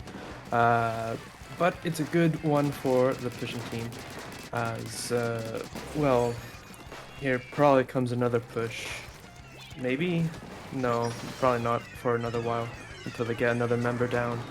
And the Inkstrike's going in to reclaim any more land, just to make a good cover fire. Oh, wow, that's a lot of people down, but unfortunately the Rainmaker shield is back up. Yeah, with that they're also going to finally get a check on your uncle's mob, so it is a little bit of a upside, and they're finally putting it forward, but because the Rainmaker is on equal points, it won't be past 60. It will be past 60 now, taking it to 58, so there are technically in the lead, it's not a whole lot. It's still leading with 2 players down for Centopia. This might be the push you're looking for, but there's also 3 players down for the side of your uncle's mom, that the 4th one gets splattered and they lose any push that they have. But they still push it to 51, so they technically got the lead. But how shallow this lead is, I'm gonna say that Centopia is on their way to grab it here. But they still have to go to the defense from the Arc Swamp. That's gonna be difficult because they are grinding the special, and the Rainmaker went in a little bit deeper. The Wolf Flag got splattered, and that might be used with 3 players down now for the side of your uncle's mom. So I don't think they're going to take it all too long here. As Mist and Kirby are pushing their Rainmaker forward. They is so close, but the Rainmaker just got the lead to 46. Very, very nice. The tables just turned around for your uncle's mom. We'll only have a minute left on the clock to get this Rainmaker to 40, 45 or below. Make that below the 20s, because whoever holding our Rainmaker is doing a massive job staying alive, pushing it all the way to 21, and this made it just so much more difficult as Mars go into the spawn of your uncle's mom. And now the Rainmaker, oh my god, again. Oh wow. Clutching it further. The 10, they're just going in, risking their lives, pushing the Rainmaker further and further, and that's exactly what you want to do. Stall it out just a bit longer, because now only 30 seconds are left for your uncle's mom to push it from 51 all the way to 9, and that's going to be super difficult. Yeah, just pulling all the maneuvers against your uncle's mom and almost getting close to the finish. But now here we have the counter push, but well, I don't think they'll be able to get near the finish. The defense for Centopia is pretty good. Is very good. They do have a lot of paint and cover around, but they won't be able to keep up with their special spam, I don't think. Yeah, the specials are going to be tough for your uncle to deal with the 2 players down. It's just a Rainmaker on alone. It's just poor Hunty being stuck in the little corner, being flanked from multiple people. Gang banged. Your mom was taken out by multiple players. And with that, game number 3 also goes to Centopia, giving them effective match point. Almost. Yeah, actually, yeah, it is technically match point, isn't it? Oh, it is. Wow. It actually is match points. What am I saying? It is literally match point for Centopia. If they win the set, they knocked out your uncle's mom. But an achievement.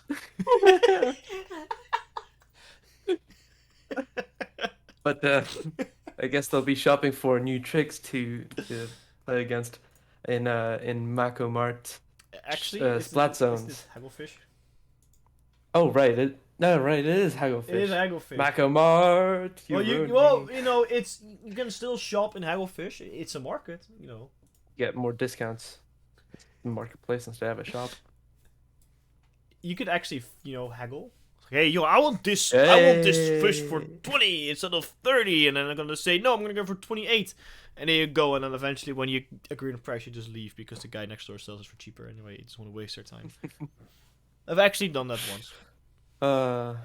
Well, okay. I guess I should. Well, I guess yeah. Fine. I'll leave that sentence that I warned against at the end. Maybe the match point will happen. Maybe they won't. But I'll leave it at the end. It's I don't know. It might be falling a bit flat there. I just can't get it out of my head.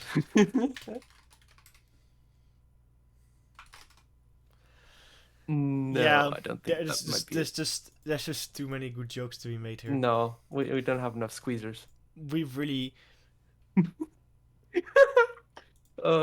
Apologies for that, Twitch chat, but we're having a moment, a very endearing moment.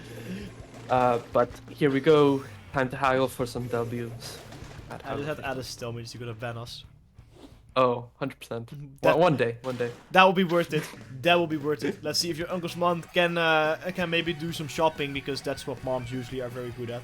Shopping way too long, way too much, especially when you go to the market. I used to go to the market with my mom, and it would take like 20 bazillion years for us to actually get home, and we just do that actually can't do that because it's coming. So. Oh wow, that's express checkout. 20 bazillion years only. Wow. Crazy, yeah. Don't you know? You know, also know your uncle's mom actually got the zone first. Well, they lost it because Centopia scored it a little bit more paid onto this. Okay, I'm gonna stop. That was just. Keep it up. I'm so sorry, Alan. I'm so sorry, everyone. I'm really not. But let's actually try to get serious now. Instructions are coming out from Centopia. Wavemaker is out for your uncle's mom. I don't think it's gonna do all too much. Crab Tank on the field as well on the zone. So with the Booyah Bomb, they used every single special they had just to try to capture the zone, and then they still lose a player, and it didn't get all too much done. 2 players down outside of Centopia now, so your uncle mom finally actually has some breathing room to go in and start fighting, start defending its zone, but there's a Sharker behind the flankers and the Charker might be super annoying. I don't exactly know who it is, but they're waiting for the right moment. But they're waiting a little bit long because they are pushing in so much. The lead is now being taken by your Uncle's Mom, pushing it all the way into the low 50s and probably further. The Splash-O-Matic does fall, so does the machine for your Uncle's Mom. With that, 4 players are up on the side of Centopia, and they will get a late wipe, I believe, and also take the zone. Your uncle's mom getting the worst deal of her life by getting pushed back into their spawn and having their zone taken. But coming in with one snipe to start a counter push, maybe they'll finally get their zone and start the countdown against their penalty points. So far so good, but there's a break in the case with another tab. Oh wow, finding that sharking splash, very unfortunate for your uncle's mom. But they're still in the lead technically. Yeah, they're still waiting. Yeah. The lead. I think having the lead still is quite important, especially with the 20-tick penalty. But they have to make use of it. They have to actually use a penalty. I was losing 2 players straight away. I don't think they're going to use all too much. They have a crab tank ready. This can drain onto zone a little bit, but it's not going to do too much, especially with 3 shooters alive. 2 of which can paint crazy. The Squeezer, or the Splash-O-Matic and the Centopia. Centopia being split now. Down. The counter crab is up. Missiles are also out for your uncle's mom. I didn't do all too much as the crab tank just neutralized it straight away. The zone is neutralized now, but can it be enough for your uncle's mom to really paint over the zone and get all the little spots to need to capture it? Marsh goes down by Hunty. Hunty looking at the Rapid Blaster, but the Rapid Blaster is being a bit too far, falling away. Hunty being harassed by missiles. The zone is in their control through the missiles or through the ink strikes. Big plays there from your uncle's mom. Hunty also gets another splat onto that Rapid, and that might be enough for them to get rid of their penalty and start pushing again. They can still take this lead. It is quite close. They definitely have the manpower to do it. They lost 1 player though, the machine, and that might be used because there's a lot of offensive power gone. Ink strikes are onto the zone. Miss getting splatted by Hunty. Hunty going in deep. Can they get it? Tough done. No, they cannot. They get splatted. The zone in the hands of Centopia for just a second. Enough to get the penalty onto your uncle's mom. They only got it to 42, but they still have to go to 36. And with a 25 penalty, again, it's going to be more and more difficult every single push. Yeah, but they should be able to. Plenty of time left on the clock. All the special spam going very fast. 1 player going down from Centopia. There it is again, switching hands back and forth very often. There's another tri-sting strike. Just trying to stop. It seems it just is not enough painting, which is a bit weird, I guess. Crab up top, just trying to do any sort of damage to the zone, and it's getting stalled right there. Well, they have to. They do have no penalty, and they're in the lead. So yeah, that lead is going to be massive because even if there's a little bit of lead, it is still their advantage to take. And if they can neutralize the zone every now and again, they can have to win this game. A full wipeout isn't going to help Centopia's case because they only have 20 seconds left to get this zone. Your uncle's mom is slowly taking away their penalty. If they're not fast enough, they can actually get more points in, making this even more difficult for Centopia. The Squeezer goes down, the machine goes down, Splash-O-Matic goes down, and I think this is it. I don't think Centopia has enough painting power to capture that zone right now. And I don't think they are. It's Rapid also goes down, and so does the 10 attack. So with that, even with the missiles, it's not going to be enough as your mom just spanked Centopia back into the center, making this a 2v2. Putting it into game number 5. Don't worry, the jokes are still not over. They're going to be here for 1 more game. So stick around to see what game number 5 is going to bring your uncle's mom against Centopia here on Clamblitz Museum del Foncino. I guess your uncle's mom had enough crabs, eh?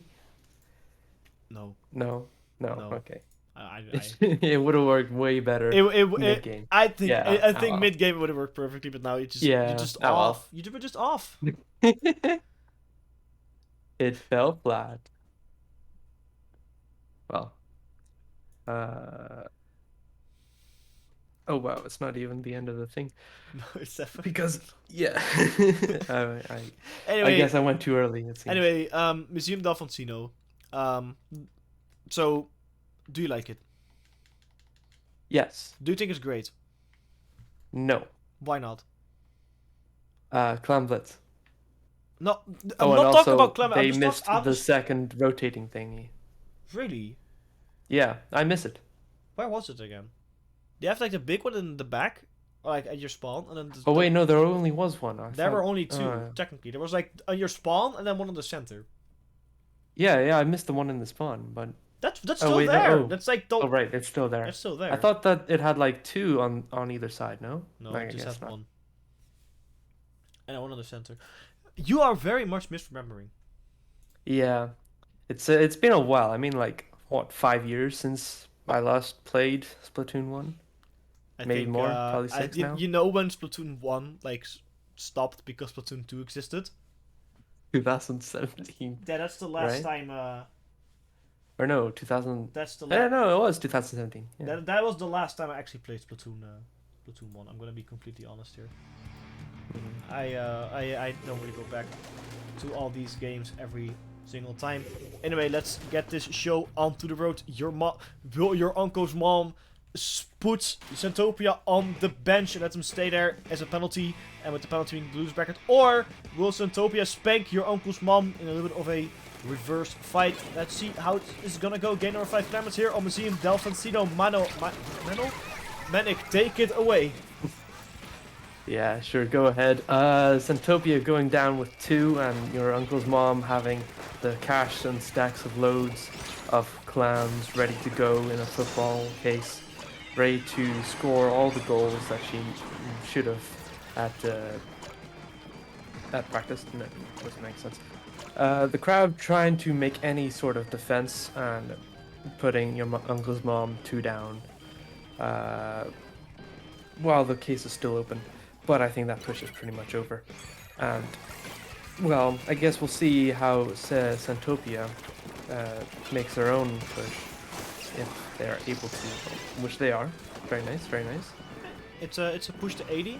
They can still go. They have a lot of clamps ready. They're putting in a 77, but Max is there defending like crazy. Mars throwing in their clamps and putting it to 68, but they have no follow-up clamps, so they cannot take the lead here because there's no way to get clamps when they're up there. There's no clamps there to grab. Mars getting split out. Gerbe also in there getting split out. But a ball just jumped in. There's a rapid blast, but they saw it quickly enough. Some people looked up in the air, like you always see people at Splatoon 1 look up, because you can't see the respawn, you can't see the quick super jumps. That ball would have been used, but unfortunately not huge enough as is wasted. 50 against 65, your uncle's mom in the lead currently. They only have 1 clam though, but there is the pity waiting at spawn. 5 clams in their hands, also 10 attacks, so this hopefully they have enough to make the power clam. Power clam is now made and being thrown to the E-leader. I believe. No, Max picks it up. E-leader also 6 from their own. They have the ball now and just waiting to get something done.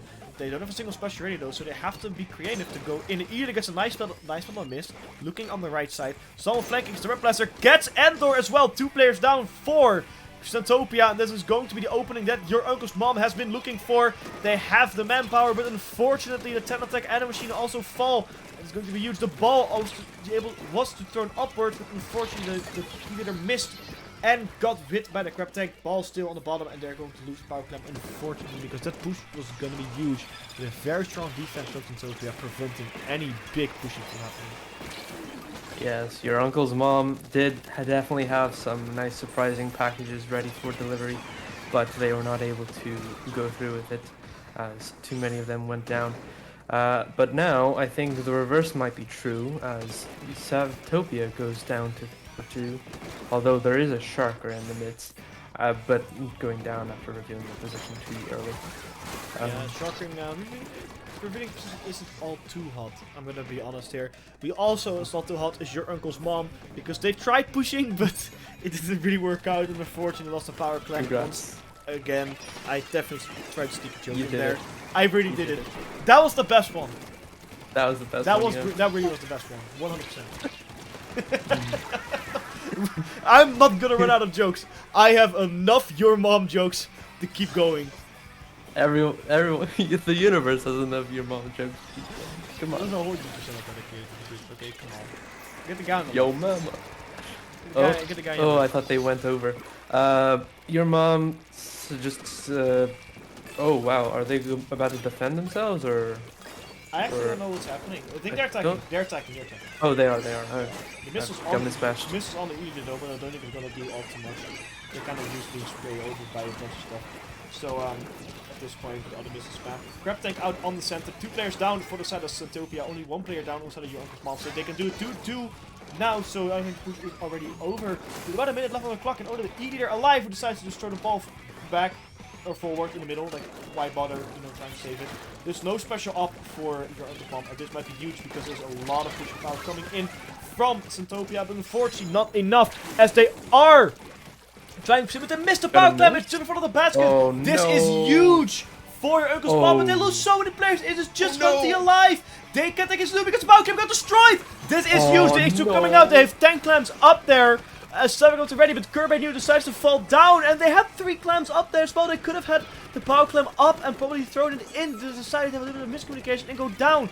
This is huge because that power clamp is still at the feet of your uncle's mom base, and that is not going to be where you want the power clamp to be. The crab tank is going in. Try and go place. Power clamp is in. Does go into the basket now, and it's only a couple clamps for the lead. They have 1 clamp to throw in, and they're doesn't right at the last couple seconds. They have the lead by 1 clamp, and with that, extending the timer, opening the gates to a win. No overtime needed for Centopia because they just spanked your mom, put them into the losers bracket. You don't get the punishment, they do this time. Teams, your uncle's mom has unfortunately given away way too many cookies there. Also, I forgot this, so here's Slate. Yo! It was the match point, and it was won by Centopia. Very well done, It would have Centopia. been very funny, actually. Taking your uncle's mom into the losers bracket. They really decided to just took your uncle's mom. They knocked out your uncle's mom. Man, all my channel points got wrecked. You actually voted? Not really. Oh, I mean, I kind of went for your uncle's mom, but I think yeah, it almost didn't go all everyone in. did. Unfortunate. Yeah. Well, it's the best name. Come on. It really is. Anyways, But I think we are I'm gonna... gonna take a short break and go on to round 5. Round 5. Yeah, we're with gonna take a a short few break. more commentators, right? We're gonna take a short break, and we are actually gonna swap our commentators. So before you go, I will stay, not to commentate, but just to stream. Before we go, where can we find you on the internet? Oh, around sometimes. Mostly on Twitter at ManicFluffyCat, the most unique @ there is. And rarely, so rarely, on Twitch at ManicSplats. So never, basically. Yes. Yeah. Fair enough. That channel. That channel. You just But thank follow you him for on having Twitter. me. No problem. And, Thank you for joining us. Definitely good luck casting on, streaming more. And definitely thanks for the new casters taking my spot. Yes, you can find me on the internet at _head_ on Instagram and Twitter. I only retweet stuff. I rarely post. Follow me there, I guess. And yeah, we're going on a short break, and then we have 2 new fresh commentators. So we'll be right back.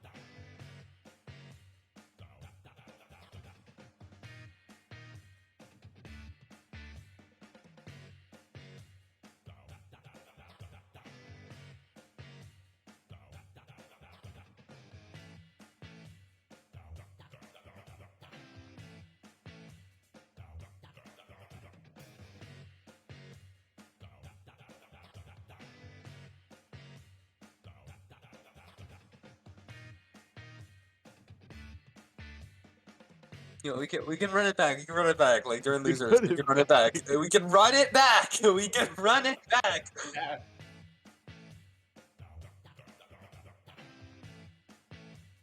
Laughing so hard. I was worried my mic would turn on. It would just be me dying laughing.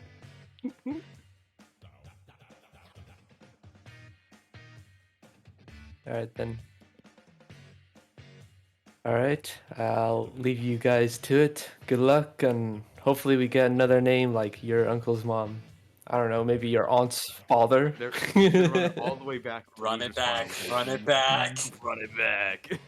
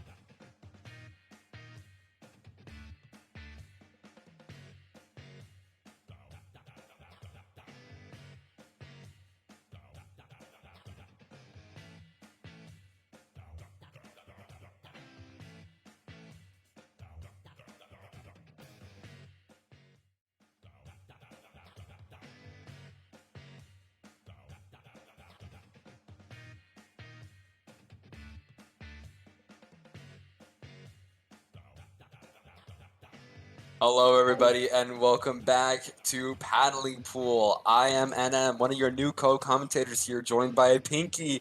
Coming off of that previous set, which I heard was just seeing in the chat, it seemed like it was fun for the commentators. Sadly, they did not move on to winners, so I do not get to commentate them and have funny fun. But now we have Booyah Gang versus Uprising. So this is going to be a pretty interesting set, seeing some familiar faces here. How do you think it's going to go down, Pinky? Honestly, I don't know. These are two very good, very well established teams. You know, Booyah Gang has been around for a while. They've been making some good waves. Uprising, obviously an uprising team. I I would like to comment on the most previous set streamed, but I don't think there's that much to comment on, to be brutally honest. But I guess I wasn't watching it. I was just seeing in the Discord server, just everybody losing their minds because of whatever was happening last match. I don't know. there were some curious things happening, but regardless, that was the last set. We're now in a new set, and I believe we're gonna be starting on Splatzone's Flounder Heights, if that's correct. Yeah, Splatzone's Flounder Heights is going to be the start. I would like to talk a little bit because we just got the patch last night, and I'm just seeing on Twitter.com, people are going insane. Like for me, I love playing NZAP, and apparently Respawn Punisher NZAP is starting to become a thing. That makes sense. Yeah, now that I'm thinking about it, just because you really just ignore your own respawn Punisher. But yeah, this is kind of the biggest tournament, or the first big tournament to happen after the patch. And there's a Yeah. lot of been like shakeups in the meta. Obviously, a lot of people wanted Crab to get nerfed a little more than it did, which I think is valid criticism. But we saw machines kind of get completely shot out of the sky a little bit with the ink efficiency nerf and the Booyah nerf. or the Booyah charge nerf, but we're also seeing some other stuff surge up in the meta. As you said, NZAP, but also, the 10 attack splatter shot, the Nautilus, and the 52 gal all got really substantially buffed, and maybe we'll see them at this point in the bracket. Oh yeah, no. T-Tech has just become the crab counter. Is there a crab? All right. One strike and it's completely gone, including the rider. Like before the patch, if you could probably get out of like one of the strikes alive, just with your own person, pretty fine. You know, maybe losing an arm and a leg, being pretty weak, but still living. But now, if you dip so much as your pinky toe in a tri strike, you're dead. You're done. You're gone. You dead, kid. You dead. You had your meta last time, but yeah. Instead of triple splash, we'll have triple T Tech. I'm really looking forward to it. Triple T-Tech. Or like Oh god. Splatoon 1. Yeah, I've been having a lot of fun with this patch already with my team because we've been running Bow, Nautilus, T-Tech, and we're just saying, you want to run a crab, you're not going to get to run the crab. I But with might that out of run. the way, I might run T-Tech with my team tonight. It sounds interesting. But of course, it's K-Shot back again. oh my god. But here we see the sword, the Splatana Stamper, and the Hydra Splatling versus Booyah Gang with the Tetra Dualies and the Vanilla Slosher. Vanilla Slosher, obviously a huge benefactor of the Machine nerfs, because Machine was one of the weapons that kind of outclassed the Slosher, but we're seeing some Splatana Stamper as well, a weapon that is new to this game, and a lot of people have really started to master lately. It can be really terrifying. And that Hydra Splatling, which is kind of a more unconventional backline. And what do you think of these comps real quick? Looking at the comp of the yellow team, there is something that is pretty explicit, being like people are now trying to find a new double splash comp. I feel like, Machine is still really solid, but it's now going from something you must have to something that would be replaceable. Other things could swap in for it. And of course, the last one, like Flingza, people have been hard, like, coping with the Flingza. I don't think it's been, like, that crazy for a while. So, again, some experimentation going on that side. And on the other side, just a bunch of really good stuff here, too. But of course, now we're seeing Purple Team actually getting in and getting the first cap on zone. Booyah Gang getting it, using the tri-strike on that Crab. Crab has to back up. They live. Somehow, Slosher gonna go down here. As the Splash is just trying to find a way onto this left side of Flounder Heights. It's really easy to cap these zones, but of course, Badu gets just absolutely racked in by that splash, not even looking at them. 2 down the side of Booyah Gang as Uprising is just pushing up here, taking the zone back. Once again, 3 down on Booyah Gang. This is a really good placement for them to just keep both of these zones. It is a kill battle right now for Booyah Gang, but they might be able to come back. We're just going to have to wait and see on what they're going to be able to do. Yeah, Flounder Zones is a very interesting map, and we're starting to see, like, it's pretty hard to push back in just as a team, because naturally you do want to split up just because there are so many options, but Booyah Gang is back in the zone. Uprising is 3 dead, and Booyah Gang retakes control of the zone, are able to maintain their lead, and now we have the leader being set up in top mid, but there are only 2 left on Booyah Gang to defend this. We do see the Splatana Stamper of Uprising retake their zone. The amazing thing to the Stamper helping it a lot, and the pocket on the side of Booyah Gang goes down.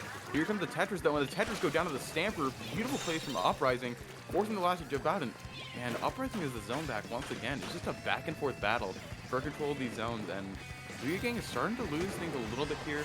Uprising is all through their penalty, but Uprising is also 2 dead right now. Booyah Gang could really be using this to their advantage, but now their leader is dead. They're out of their backline, and they're about to lose the lead here to Uprising.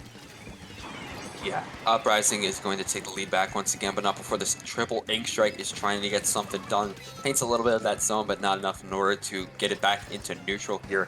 As we see Seno trying to fight literally everything. They're living for so long, but they're eventually going to be taken down, as Booyah Gang is just trying to get back in here, trying to take the zone as they do. They have the 25 penalty, but it'll be easy to shred through real quick, as the Slosher just... They need ink, man! They need ink! Somebody get them ink! Oh my god! Somebody get this man some ink, dude! My god, he was just dancing there! Maybe he knew he was on the camera. The camera was flashing red, but this Splatana just is able to pick him so effectively.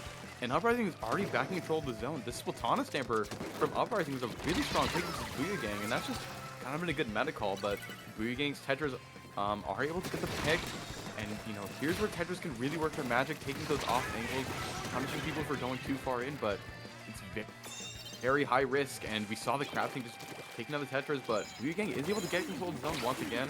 You see the splash from Uprising trying to make the flank, but the is going to call them out, and they're very weak, and they're surrounded by Booyah Gang's territory, and they're not able to get the pick they want. Things aren't looking amazing for either team right now, but Uprising still has a solid lead and a lot of control in the zones right now. They have a good amount of control in the zones here, trying to push back in to make sure that Booyah Gang can keep the zone. Going to be a trade between the Tetris and the Splash here. It's a 3v3 right now as this E leader trying to see if they can pick off the Stamper. Not going to be able to do it with that snipe, but one is trying to push up on them right now. So many burst bombs flying at this E leader, but they are just trying to play life here as just trying to watch. They see the Booyah Bomb come out, but the Stamper out of nowhere coming in and taking down the leader. 3v3, the Slosher's going to go down. It's not looking good for Booyah Gang as it's just Yoshi's left alive as the members of Uprising are pushing up on them. They have their crab. They're just trying to play for life here, trying to see if they can pick off that splash as they do. Just gotta back up, but it's going to be not enough as the Stamper is going to be taking the final pick on them and giving them some haunt effects as the Tetras too are going to go down. It's the free, the triple coming out from the Stamper. The Stamper is just absolutely mowing the lawn with them here. Honest Stamper is going insane, and there's the Zipcaster again, trying to get the 4th kill. They're not going to be able to get it, but more importantly, Booyah Gang only has 10 seconds to make it back in the zone. 5-4, and there's the Booyah Bomb to keep them out. And that's going to be Uprising taking game 1 here on Zone's Flounder. Very well played from Uprising, just able to get such a strong lockout, and anytime Booyah Gang tried to make it back to mid, they would just get constantly picked off by the freaking Spider-Man of a Zipcaster or the Crabs or the Hydra or what have you. Yeah, they were just able to always find a way back into the mid and back in order to just take out the members of Booyah Gang. Uprising did a really good job of doing that, and now it is going to be a counter pick. So we will see what Booyah Gang wants to actually pick here in order to try to turn the tide a little bit. Maybe something that's more catered towards them. Yeah, Booyah Gang was running a bit of an odd comp here, with the Vanilla Bucket, with the Tetra Dualies, and with the leader. I'm not sure if Flounder Heights is exactly a map that really catered toward their strengths. I mean, obviously Bucket likes being there, but the terrain is very awkward for Dualies, so I can imagine that they would want to counterpick a stage where their Tetra Dualies gets a lot more merit, because I feel like it just didn't work right for their comp, and now they have the opportunity to pick, a flatter map, something like Scorch Gorge, or maybe something like Eeltail even, where the Tetras can really get a lot of benefit from those dives, from those off angles, and just really have a lot of room to play around in. Yeah, and of course Tetras now have that buff given to Reef Slider of those invincibility frames. Uh, I'm pretty sure it's invincibility frames after like you use the Reef Slider, so that N-Lag just has some invincibility, which is pretty good for them. That was definitely a problem with Reef Slider. You just wait for them to finish it, and it's just like, oh, they're bye-bye, and they're gone. Yeah, but now they're just invincible for half a second, which is totally intuitive. I can't wait to see how many times people just expect to get the Reef cancel, and then the Reef is just invincible for that half second. But yeah, that patch that just dropped in certainly shaking a lot of things up, and I mean, you could already see it in those comps. Even if there were still 3 splashes in that match, the Tri-Strikes are just able to put a lot more pressure on the Crab, not only because they shred it and won, but also forcing the Crab to move is a little more valuable now that they're forced to run a little bit of special power up if they want to get back to that 9 seconds that they were at before. But does seem like Booyah Gang is going to try and still counterpick a map, I believe. Yeah, it's just with this meta, I don't think Free Crab is going to really work anymore, considering how many more options that we're getting now with this patch. But we're probably still going to be seeing 2 Splash because Nintendo decided to not nerf it. That was a Yeah. great job. I swear, balance patches are just a bunch of executives. They have a dartboard in front of them with like different things they can do for the patch, and they just blindfold themselves and throw the darts and see what sticks. Twitch chat, can you tell we have a little bit of resentment for this patch? we're not exactly happy that Splash didn't get nerfed, but this is still the game that we choose to play. It's still a fun game at the end of the day, and I mean, there's still a lot of interesting things going on with the meta. Nautilus is rising, not stocks are going up. Even Splattershot Nova, which I personally consider one of the worst weapons in the game, got a fairly significant paint buff and a whale cost reduction. So I don't know. There could be a lot of stuff changing around, the sort of quote unquote double slash template that we're seeing. Yeah, I definitely think Double Splash is still going to be here, but the other options are definitely going to be switching up. It's just been like Double Splash, Machine Flingza for so long. That's been like the usual, or like a mix of those three weapons. I still think Double Splash is going to be here, but Machine and Flingza are probably going to be swapped out for other weapons. Or maybe Machine can say or something, but either way, those things are not as solid anymore, it seems. Of course, it seems what Nintendo's trying to do, instead of like nerfing the Crab Tank, is actually buffing counters to it. Triple Ink Strike, Killer Whale in a sort of way with a special cost reduction. It seems they're just trying to make other options better to screw over Crab. But in that, they just made Triple Ink Strike a demon. Yeah, but maybe we'll see a bit of these demons as we go into Game 2. Clamless Museum D'Alfonsino, another returning map from Splatoon 1, and we are seeing Uprising stick with their comp, and we are seeing Booyah Gang stick with their same comp. Obviously, Booyah Gang was the team to counterpick here. This is the stage they feel a lot more comfortable on than Splatoon Spawner Heights, and I think Museum Clams is very interesting because it's the only mode on Museum where we kind of have to keep that left route, that left flanking, but the Splash is able to get two immediately on the gallery off of Uprising's plat. Splash just get picked off right now, but we are still in that sort of neutral state of Clamless. Booyah Gang does pop their Crab Tank, are able to get the Hydra, the Crab, trying to get the Tetris dancing around them in mid, quite able to get them. The Stamper goes down though, and now it's just the two Splashes. The Hydra's coming back from spawn, and the Crab goes down on the side of Uprising as well. This could be a big opportunity for Booyah Gang. This could be a big opportunity for Booyah Gang to try to get in there, but of course the Stamper and the Crab are just trying to wall out the members of Booyah Gang here. Tetra's going to go down. 3 of the members left alive, all in one area, and there's so much yellow paint. They have to back up, but there's just so much going on. Now they're back on their plat and have to play life here, but one of the Splashes does go down. 2 down on the side of Uprising, but 3 down on the side of Booyah Gang. Not looking good for them, as it's going to be really easy right now for Uprising to come back in and try to take as much as possible. They do have a Super Clam at the ready, and Crab Tank is going to be coming in, getting a pick on that Tetra. They can just roll in and get that basket here. Here's going to go down, and there's points on the board for Uprising. Yeah, really good team play, but unfortunately Uprising doesn't really have any more clams. The Stamper and the Hydra have to leave to get more, and they're only able to get 2 more in. It's just the Hydra left alive, and the Splash is trying to jump in. The Hydra are able to get the last 3 of their clams, but that's not as big of a push as I'm sure Uprising would have wanted. They only got it down to 62, and that's a fairly modest push on Clamless, especially on a map like Museum, where clams can really spawn anywhere once you get to that basket, because you have to push so far up that clams can be spawning in mid, on the spinner, on the plat, and I think Uprising hasn't really set themselves up in success here as you're approaching the 3-minute mark of the game, because now Booyah Gang has the opportunity to break the basket over themselves and get a really strong push. But we do see the Tri-Strikes coming out, not quite able to get the mileage they wanted to though. The Crab is gone on the side of Uprising though, and now Booyah Gang does have a ball of their own, currently being held by the leader. They're making waves, but 2 are going to go down. Pretty sure the Booyah Bomb here, as the leader has got to back up. That could have been a really good push, but it's just going to get shut down really easy. Leader trying to live against the Splash. Their teammate going to come in, able to help them out here. As we see Stamper and Hydra on the right side, just trying to keep control of that right here. Hydra pushing up. We see a Splash in mid, fighting the Slosher, but the Splash is going to go down.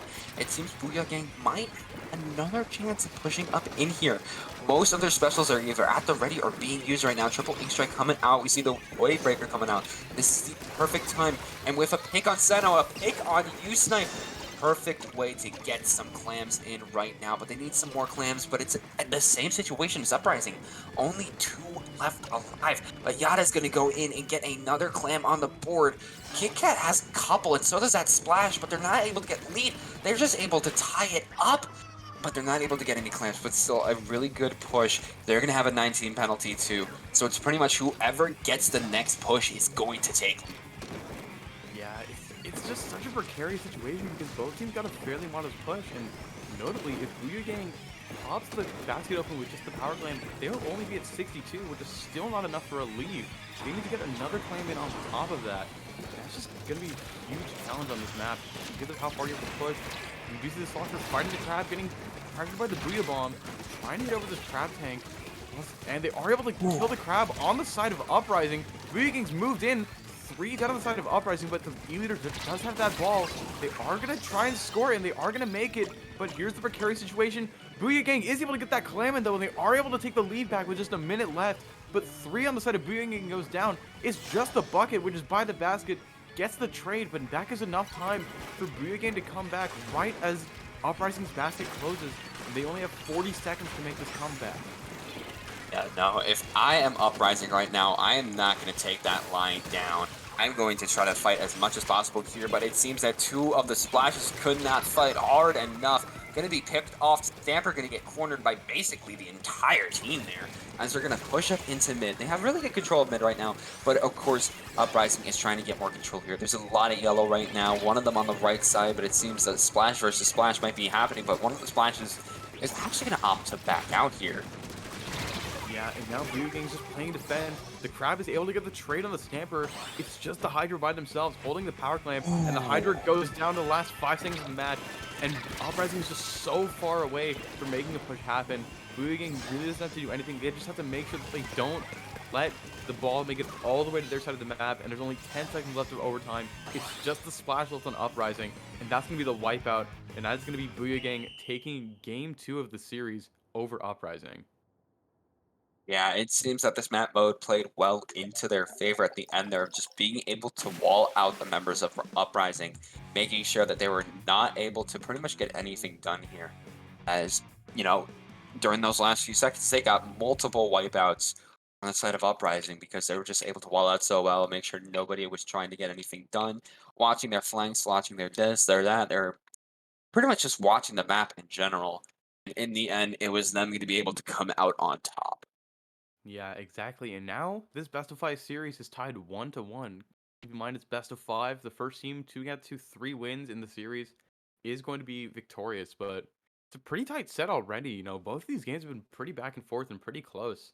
These are definitely 2 teams that have very even skill level and pretty even skill caliber. And I mean, who knows what the rest of the set could look from here? Maybe we might even see some counter picks come out from either side, depending on how things shake out. Yeah, no, we might. Of course, now we're waiting on Uprising to pick their counterplay, see what they want to actually do here, of course. But, of course, while that being said, we did see some good comps. And on the side of, like, Uprising, we do see the double splash Stamper Hydra comp, which does seem to be trying to work something out here. It could work. It could work. Of course, Stamper for that aggression, and Hydra being pretty good backline, and also having that Booyah Bomb, which is trying to, you know, replicate the Booyah Bomb that the machine once had. Maybe there's some, like, again, it seems to be very flexible now because we really don't have a clear definition for that. We don't right now. Yeah, but here we have Game 3. It's going to be on Rainmaker Mincemeat Metalworks, one of the new stages Oh. added in Splatoon 3. Yeah, very interesting counterpick from Uprising. It's not something I would expect, but I mean, thinking more logically about it, this is a very, very good stage for Hydra. Like, I mean, it's a good leader stage, of course, and leader might even be better here than Hydra is, but Hydra Splathing is essentially just has like the standard fire of Crab Tank, but you don't have to charge it up, and it lasts a lot longer than 8 seconds. It lasts the full 5 minutes of the game. And maybe the defense of maybe Uprising is trying to lean really hard into their defense, you know, with their ability to essentially have 3 Hydras on the map at any given time, you know, with the 2 Crabs and the Hydra itself. And maybe they're going to try to use their Stamper to try and get those nice off-angle plays with the Zipcaster and just really fly all around the map. So it's going to be interesting how things shake out. But I believe we're going to be getting right into it here. Game 3, it's going to be Uprising versus Booyah Gang, 1-1 in the series. Yeah, going to be seeing the comps coming out here, seeing what both of them are actually going to try to cook. Of course, Uprising actually trading one of their splashes for a 52 gal here. And we also see the members of Booyah Gang opting to do one switch too, switching out that E-Leader actually for a Splat Charger. We're talking about the E-Leader so much, but the Splat Charger is actually coming instead. Yeah, K-Pat rocking the Splatter Scope I think makes a lot of sense because Mincemeat is kind of infamous for being very difficult to put on, and not only the speed and aggression of the Splatter Scope, but the ink vacuum making it a lot easier. But we already see the 52 gal paying off in spades for Uprising, getting 2 kills. It's just the Splatter Scope left on the side of Booyah Gang, and Uprising is getting a quick first push, but it's going to get stopped fairly early. But the 52 gals just continue getting kills for the side of Uprising, pushed all the way up in front of this first checkpoint, and now the 52 is going to try to use their walling ability to just keep Uprising here as long as possible, trying to get that first checkpoint. The Rainmaker's trying to climb up the pedestal, but the bucket is just painting over it. They're not quite able to break the checkpoint, though. It just got so close.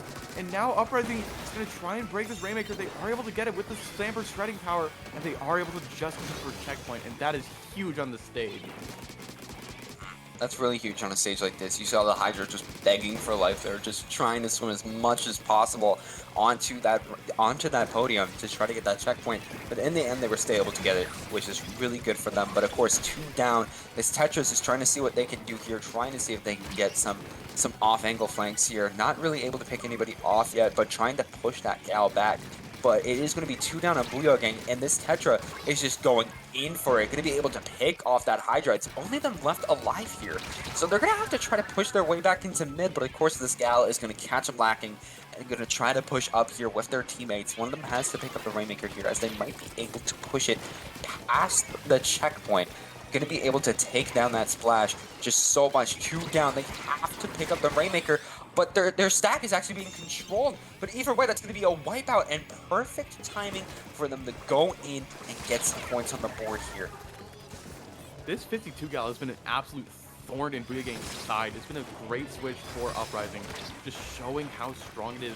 It didn't even need the whale nerf, but it's just been spearheading this push, and it's just the splash lets defend the Rainmaker. The splash goes down as the Tetras respawning, but the Tetras go down too. Booyah Gang is just throwing themselves at the Rainmaker, just trying to stop the aggression of Uprising. They stopped it at one point, but there's only 2 members of Uprising left. But it's that Splatterscope trying to make something happen to the wall. This push looks like it's going to be ending at 1, but still, incredible push from Uprising, getting it all the way down to 1 point, and this 52 Gal is finally going to go down on the side of Uprising, and now this is Booyah Gang's chance. There's 3 dead. It's just the Hydra alive to defend this, and they have to get this checkpoint here. They only have 2 minutes left to make it all the way down to the knockout range. Yeah, they have to go all the way to knockout, and considering how good Uprising has been doing so far, this is going to be an insanely hard task in order to commit. But of course, 3 down on Booyah Gang is not really going to do any favors. Splat Charger being the last one left alive here, and Hydra opting to keep control of their plat and make sure nobody's going to try to take that Rainmaker as it gets reset here. 2 of them on the left truck here, but one of them is going to be taken down. The Stamper going to try to push up, but they're going to be taken down too. Booyah Gang might have a good opportunity here, as it's just that Gal, but of course that Gal has been pretty formidable for them, as mentioned before here by Pinky. As we see one of them get taken down, one of the splashes getting taken down here, but the Gal is going to get taken down too. So much fighting going on here, but in the end, Booyah Gang is going to be able to get that push ahead, as it's just the Hydra left alive. They might be able to get it, but the Hydra actually opting to go for an aggressive pursuit on the Rainmaker, going to be able to take them down and leave Booyah Gang a little bit weak here, as it's just the Tetras left alive, but now it's going to be a delayed wipeout against them. Yeah, this is so contrary to what I expected Uprising to be doing with their counter pick. This 52 Gal has been making so many dives, and with that fast 2-shot, is just able to just get so many quick kills, and with that wall, it's so hard to kill itself. And meanwhile, the Hydra is just perfectly couching every little bit of Booyah Gang's aggression. Every time the Tetra comes right forward, and the Hydra is just there and ready to stop it, and there's only 40 seconds left. Things have been looking terrible for Booyah Gang in this game. They only have the VAC as their special, and they have not been using this VAC very much this whole game. And they haven't even broken their checkpoint to get the Rainmaker all the way to the KO. And they only have 30 seconds left to do so. They're all stuck on their stack. The Tetra's trying to break free, but the Tetras get picked off by the Hydra. That's 2 dead for Booyah Gang. It's just the Splat Charger and the Splash-O-Matic alive. The 52 is going to go down on Uprising though, and now there's only 10 seconds for Booyah Gang to not only grab the Rainmaker, but win it in overtime. And they've already popped 2 of their specials very early. The Crab and the VAC are going to be gone. The VAC is already completed, and that's going to be the Rainmaker going down to the Booyah Bomb, and that's going to be game 3 going to Uprising here. As you saw there, it's just Uprising had really good aggression. Of course, maybe that 52 Gal, leaving Booyah Gang guessing again and again and again. And on top of that, it's just Booyah Gang was not able to ever really find a way to push back in, to even get that checkpoint, because whenever they tried to do something, Uprising just always had an answer, be it the 52 Gal, maybe flanked with the Stamper, the Splash, the Hydra being left alive and going for an aggressive pursuit. They just they always had something against Booyah Gang. And now, Booyah Gang, they have to find something here. They have to get a counterplay. They have to get something here. Because if they don't, they're going to be knocked down to losers. Exactly. Like you said, NM, the set is at 2-1 in the favor of Uprising. And now Booyah Gang not only has to win on their own counterpick, they have to win on Uprising's counterpick in Game 5. Uprising is here at match point, so things are going to be very, very dire for Booyah Gang here. And I mean, we just saw the value of the 52 gal. I will say, before the patch, I felt like 52 gal was almost forgotten in a sense. People weren't really willing to look at it and really experiment with it. But now, since the buff, the 10-point reduction for the special, it's really all it needed for people to just realize just how insane of a main weapon it is and how formidable it is with that splash wall, especially in this meta. Being able to just use those rays through the crab and through all kinds of objects that were just kind of a thorn in the side of the meta for the longest time. I wouldn't really say that. I think 52 gal was just getting overlooked by other options, but 52 gal was still being used a good amount. Even my team was using it during proving grounds with my teammate Scotty was mainly using it, and we were thinking that like he was thinking that he was gonna like play some other options other than gal, but the main thing he wanted to do was machine, and now that the patch happened, he's not really looking at machine. We still have a machine player, but he's not really looking at machine, and now that gal is doing better, he's mainly just sticking on gal now. But either way, that's that. Gal is pretty good, but of course, we're going to be going on to Splat Zone's Oahu world. Certainly an interesting map mode, to say the least.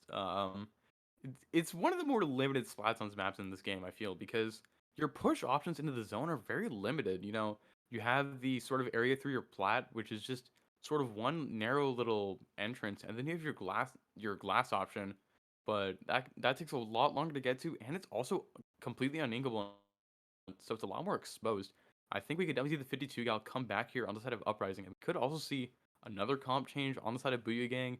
Maybe they'll go back to their leader, but this is Booyah Gang's counterpick. This is clearly a map that they feel comfortable on, so we'll have to see how things work out for them in Game 4, and we're going to be getting right into it.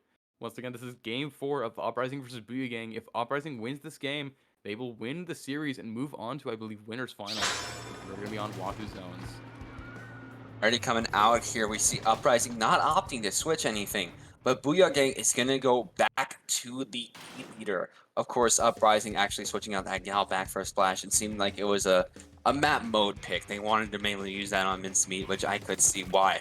But of course, now we're going to be coming in here with their classic comps. We're already seeing the crab tank getting charged up by one of the splashes here, trying to keep this Tetra out. Man, they're all going for that Tetra. They all hate that Tetra. Oh my god.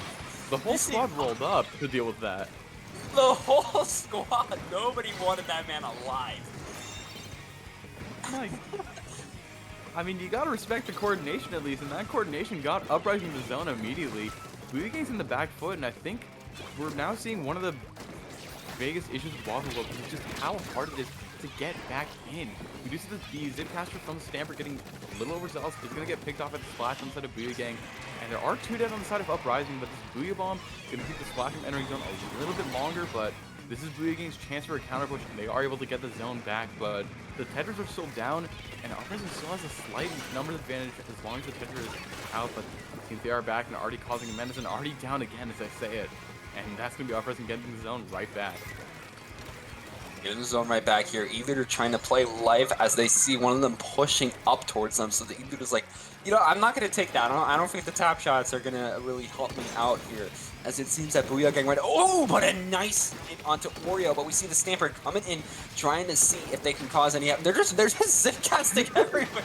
Like, all of the members of Booyah Gang distracted, but that's what they want to do. They just want to be like, oh, I'm over here now. I'm over here. I'm over here. I'm over here. But we're seeing so many specials come out. Triple Ink Strike, Crab Tank, Wave Breakers, so many specials coming out from Booyah Gang here. People even get 2 down on the side of Uprising, as the splash is trying to push up towards them, but there's such a numbers advantage that's going to cause a wipeout, and this is perfect for Booyah Gang, going to be able to take control of Uprising's side, as Uprising has got to find an answer here, but the Tetra gets picked down by 2 of the members of Uprising here, as the Stamper is trying to push up, trying to see if they can get the pick on that splash, but the E-Leader catches them when they don't see a Kit Kat going to be able to get that pick. But it's a 2v2 right now. It's a 2v2, and both of the crab tanks are out. If you know anything about Splatoon, you don't like when both crab tanks are out. That's not going to do you any favors. But actually, no. Booyah Gang is going to be 2 down here. Both of the members on their plat trying to play for life, but it's not going to be enough when the splash goes down, and I don't know where that leader went. Actually, the leader went to the heavens because they got picked out too. So much was happening there for so long. Just the specials were coming out, the double grab, the classic Splatoon 3 for the Nintendo Switch moment. But now we see the Splash just trying to take some fights because Uprising is one with the lead, but he gets run over by the Reef Slider. Not able to get that. Well, they are able to get the Tetris afterwards, but Splash going down to a Tetris is not a trade you like to see because that's a little bit of delay on the crab. And now the crab from Booyah Gang is here, trying to paint over the zone, but gets distracted by the Stamper, is able to get the pick. But now Uprising is at 10 points. It's 7 points right now. They're going to lose the zone to Booyah Gang. But this is huge for Uprising. If they win this game, they'll win the set. The Slosher is able to get them, and 3 are dead on the side of Uprising. It's just that Stamper, and the Hydra is just now coming back. But the Stamper is still in zone doing work. Finally goes down, though. Booyah Gang really has to make something happen here, though. This is sort of their last chance. If they can't win this game, then the set is going to be over for them. And we see Kit Kat on that leader, just trying to make sure Booyah Gang does not feel, or Uprising doesn't feel safe coming back to this zone, but just not quite able to find any picks just yet. Yeah, no, and that's going to be 2 down on the side of Booyah Gang as one of the splashes are pushing up here. Booyah Bomb on the zone, not looking too good for Booyah Gang here as both crabs are out right now, but here comes the triple ink strike, the new crab killer, but not able to take any of the crabs down here as we see the splash going to go down, and the zone is going to be capped once again for Uprising here as one of the splashes is pushing up on this leader, but the leader is just trying to play life to like, you know, I don't need plat. I don't need plat right now. I'm just going to stay back here and just try to see if I can pick anybody off. But that's going to be 1 down on both sides, and this leader's going to push up. They have their Wavebreaker at the ready. They're opting to use it in the middle of the zone as they're just trying to displace as much as possible, and they get the zone back once again. But this Hydra's trying to go in and gets the pick on the leader. That's going to be 3 down. Just the splash left alive on their plat as we see the Hydra just trying to paint, you know, they don't like the color purple. They like the color yellow. The color yellow is better than purple. They love the yellow on the map right now, and Uprising just has to hold zone for another 20 seconds, and the Hydra is positioned to defend this zone. Here goes the Booyah Bomb, going to come out, just defend the entry to the zone a little bit longer. The bucket is kept on its own, and is going to get picked off by the Hydra, and we can see a Naga here from Uprising. There's 10 seconds left, and Booyah Gang has to make something happen, but it looks like we won't even get that far, and that's going to be Uprising getting the knockout and taking this set 3-1 over Booyah Gang and moving on to winners finals. Yeah, they're going to be moving on to winners finals here. Of course, looking at this bracket, we know that, you know, Uprising is going to be moving on to winners finals. Actually, going to be going up against Spark for that. But don't worry, as Booyah Gang still has one more chance as they're in losers bracket, specifically losers round 7. Going to be waiting on a match between Munchables and Blue Comet, which is losers round 6. So whoever wins that is going to be taking on Booyah Gang to see who goes up to like the losers semis. But yeah, Uprising and Spark is going to be the next set coming up after a short break. So make sure to stay tuned as we see what those teams are going to be cooking for us.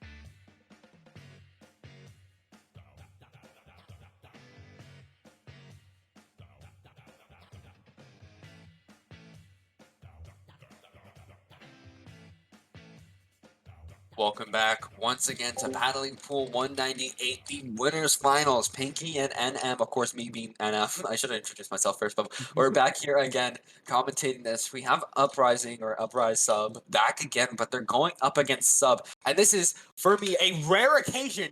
Dude is actually playing the video game. This is not an alarm.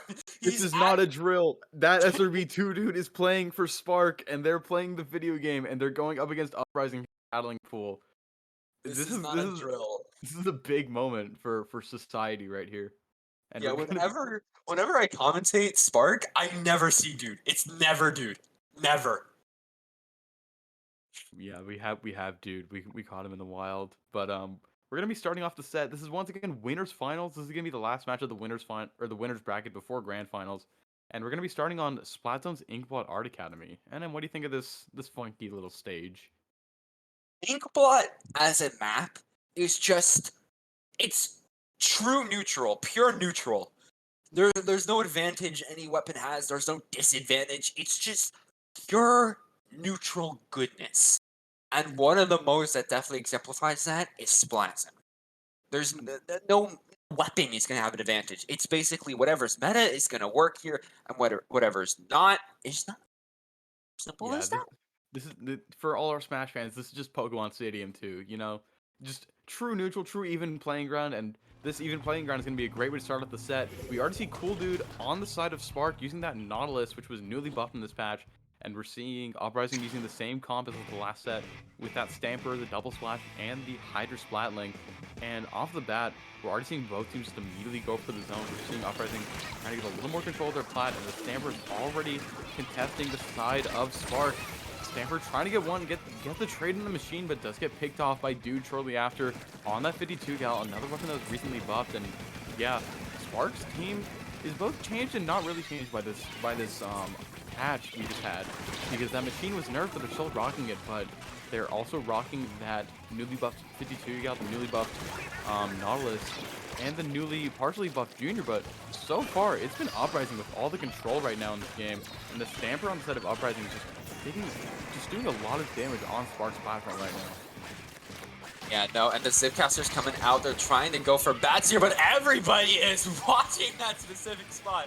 Maybe if they didn't mess up the first sticky, they might have been able to get some off-angle flanks, but of course now they were just expecting it, as we see Spark trying to push back into mid. Both the splashes are down here. The Stamper is trying to go on this right side and be able to pick off Express here. They're just trying to push up. Seeds, dude has his splash wall, so that's a little bit of protection, but the zone is going to go back into neutral. Booyah Bomb coming out from this Hydra here, going to be going on their offside, going to be able to take the zone back, but it's going to be too down and Uprising here, as we see Dude actually trying to push up on their plat against that Hydra, but we see the Crab Tank gonna come out, but gonna be picked off by the Killer Whale. Beautiful whale and beautiful movement from Dude, just avoiding all the shots of that Crab Tank.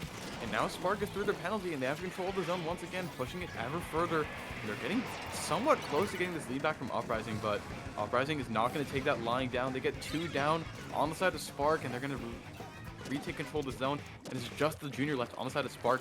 Here comes the machine back, trying to build that new, more expensive Booyah Bomb, just trying to really make something happen. And the big danger here is making sure that Uprising doesn't get set up on their plat, because whichever team gets control of the plat has a lot of agency over when the opposing team gets to drop and gets to play the game when they don't.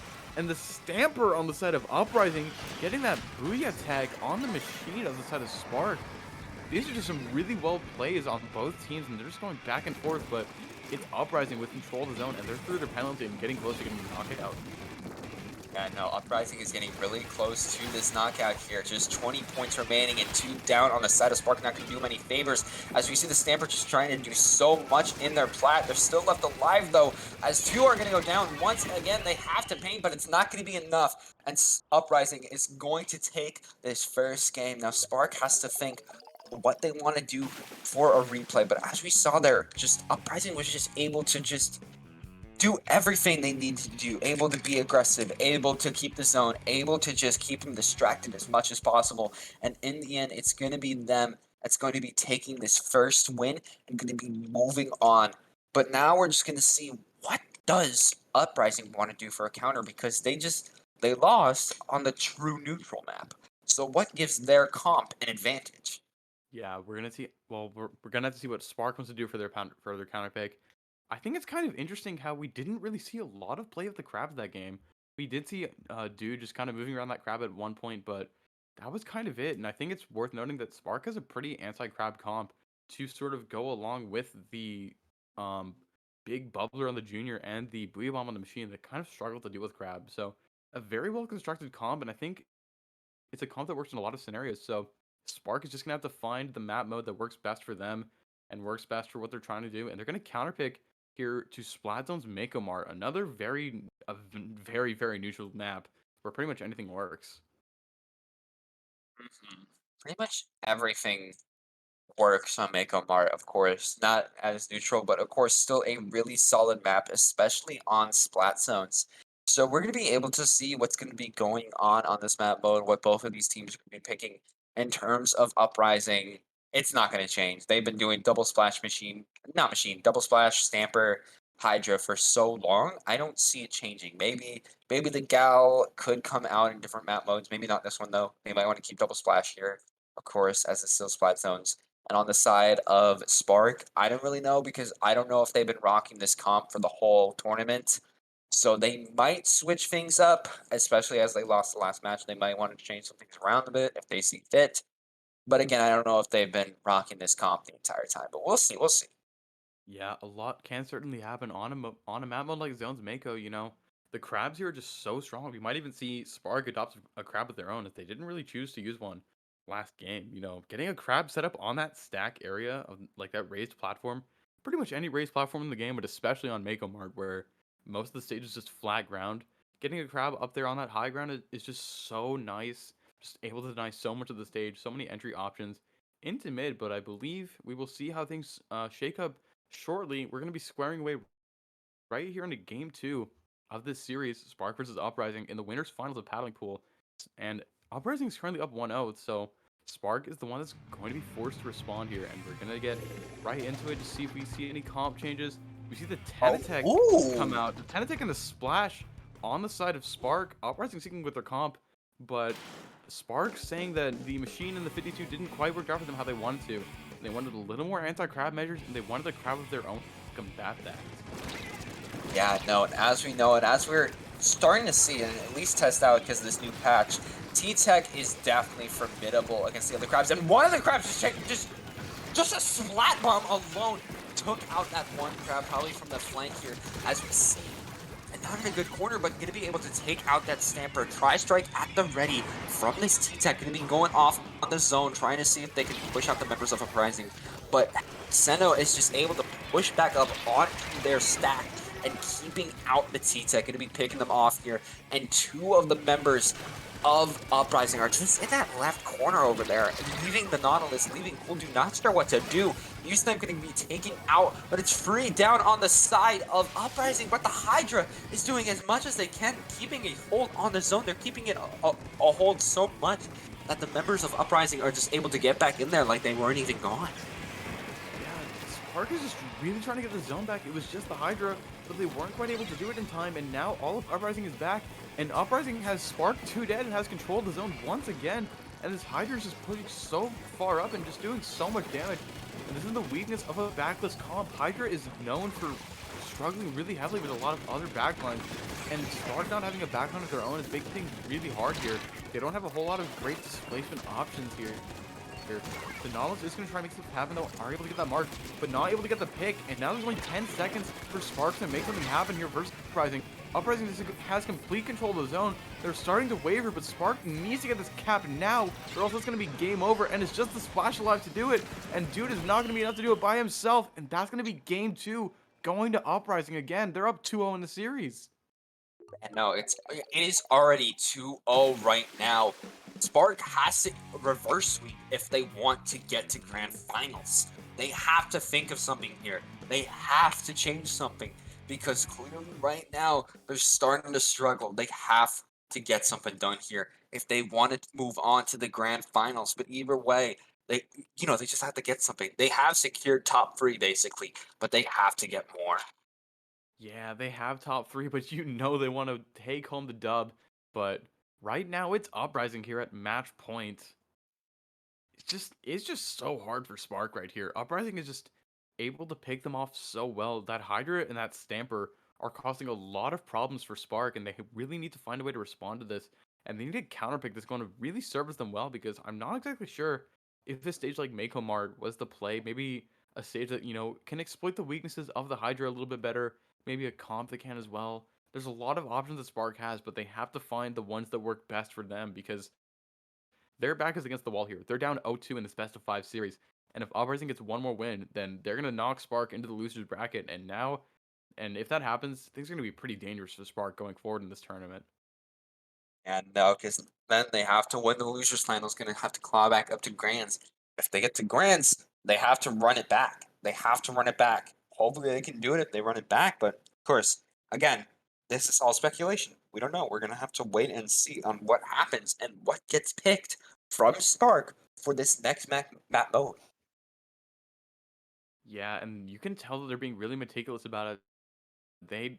They know the gravity of the situation. They know how hard they have to think about it, because a bad map pick could just end their set here and now, and you don't want to be put in the loser's bracket, because having to win 2 sets in that grand finals versus a team that already beat you in winners, it's so hard to get over mentally, and so hard to just even muster up the ability to do that, because that grand finals can be a long, long set, and it can be very draining, especially if you're coming right off the losers finals. So Spark really wants to get this reverse sweep here and now, and at least get some momentum to their side. Yeah, try to get some momentum here to see if they can do it. And we're going to be seeing the next map mode. They're actually opting to stay Splat Zones. We're still seeing Splat Zones, but this time on Sturgeon Shipyard. Yeah, very interesting counter pick on the side of Spark. I think this is still a good map for Hydra. Obviously, not as great as some of the other ones we've seen, but Hydra is certainly serviceable here on this stage. But I think notably, this is where the Nautilus, that cool dude, is going to be running on the side of Spark, really gets to shine, because you can sort of play back, but you can also just really play aggressively and take a lot of interesting positions on both your own and the enemy snipe. You can climb up on the spinners. You can just move. You can move around so fluidly with that charge hold, and with the new movement options added to this game. But we're gonna be getting right into it. The machine comes back, and it's gonna be a double splash for Spark. Uprising staying with what works, and we're gonna see double splash versus double splash as we head into this match point of a game 3. You can either die the hero or live long enough to see yourself become the villain, and that's what we're seeing with Spark right here. There's no heroes and villains in the world of Splatoon, but right now, Spark getting an early control of the zone, and this could be exactly what they needed. But here comes the crab from Uprising, already pushing them back, and Spark doesn't have a crab yet. The Zipcaster on the side of the Splatana is charged, and Spark is going to pop their first crab right now. The other crab is going to jump to spawn to be safe, but the crab is just being bullied by the Splatana on the Zipcaster. That's 2 down on the side of Uprising, but Spark needs to push now before the rest of Uprising comes back into mid. And the Stamper is still here in the court. Spark is being such a problem, but 2 down on the side of Uprising. Spark really needs to make this happen now. The Hydra's going to be here to defend the zone, but I think Spark should be able to outpaint them, and they are able to capture the zone, the really large zone, and the Booyah Bomb does get thrown at the Hydra, trying to displace them and just trying to keep Spark's hopes alive a little bit longer in this set. One of the crab teams coming out on this left side here, trying to displace one of the members of Spark of Uprising, but that's gonna be 2 down here. It's almost lead, but again, it's just dude left alive, and he's gonna get picked off too for a delayed wipeout here. Usenet gonna be able to go on a spinner and push up into the enemy side here, as it's just gonna be this Hydra just gonna stay back. All the other members are just pushing up here. Crab Tank coming out, Zipcaster coming out. There's so much coming out from the side of Uprising. Spark has to find the answer really soon, or else it's not going to be good for them. As the penalty is shredded, the penalty is over, as points are starting to get on the board. Bye-bye 40s as they get to the 30s here, as Johnny is trying to push up here with Dude, trying to see if they can get anything. 2 down on the side of Uprising. This might be their chance to take the zone back. Trying to paint as much as possible here. They get it back, leaving 21 left on the side of Uprising here. But as we see, Cool Dude does see somebody. There's someone on their spinner going to be picked off here. Perfect time to get that Ink Storm up They have a 23 penalty, but if they can get the zone back and get some control, they might be able to do it. But of course, they have to deal with this Stamper on their behind, going to be able to pick them off here. Cold Dude going to be going up on the spinner, trying to see if anybody's up there, but there is a Booyah Bomb coming out. There's a splash on that left side so much. They just have to find a way back into mid. Booyah Bomb's going to come out here. They might be able to use a crafting, but the machine's going to go down. There's so much pushing up. 2 down on the side of Spark as the penalty is over for Uprising. They'll be able to be just perfect aggression with the Stamper and the Crab here. As one of the splashes is going for Dude, who is just trying their absolute best to get into mid and get on the zone 2-1. But it's going to go back into neutral last second, and it's going to be the take back for Spark last second. There is so much riding on this, and now there is a 50 free penalty for Uprising. Spark has to keep control for so long. They have to get that knockout now. Yeah, but what a play from Dude there. In the last few seconds, is able to distract all the members of Uprising. The rest of Spark comes in behind.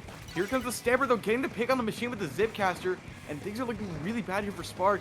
They need to get this knockout if they want to stay alive in the set, but 2 of them are already dead.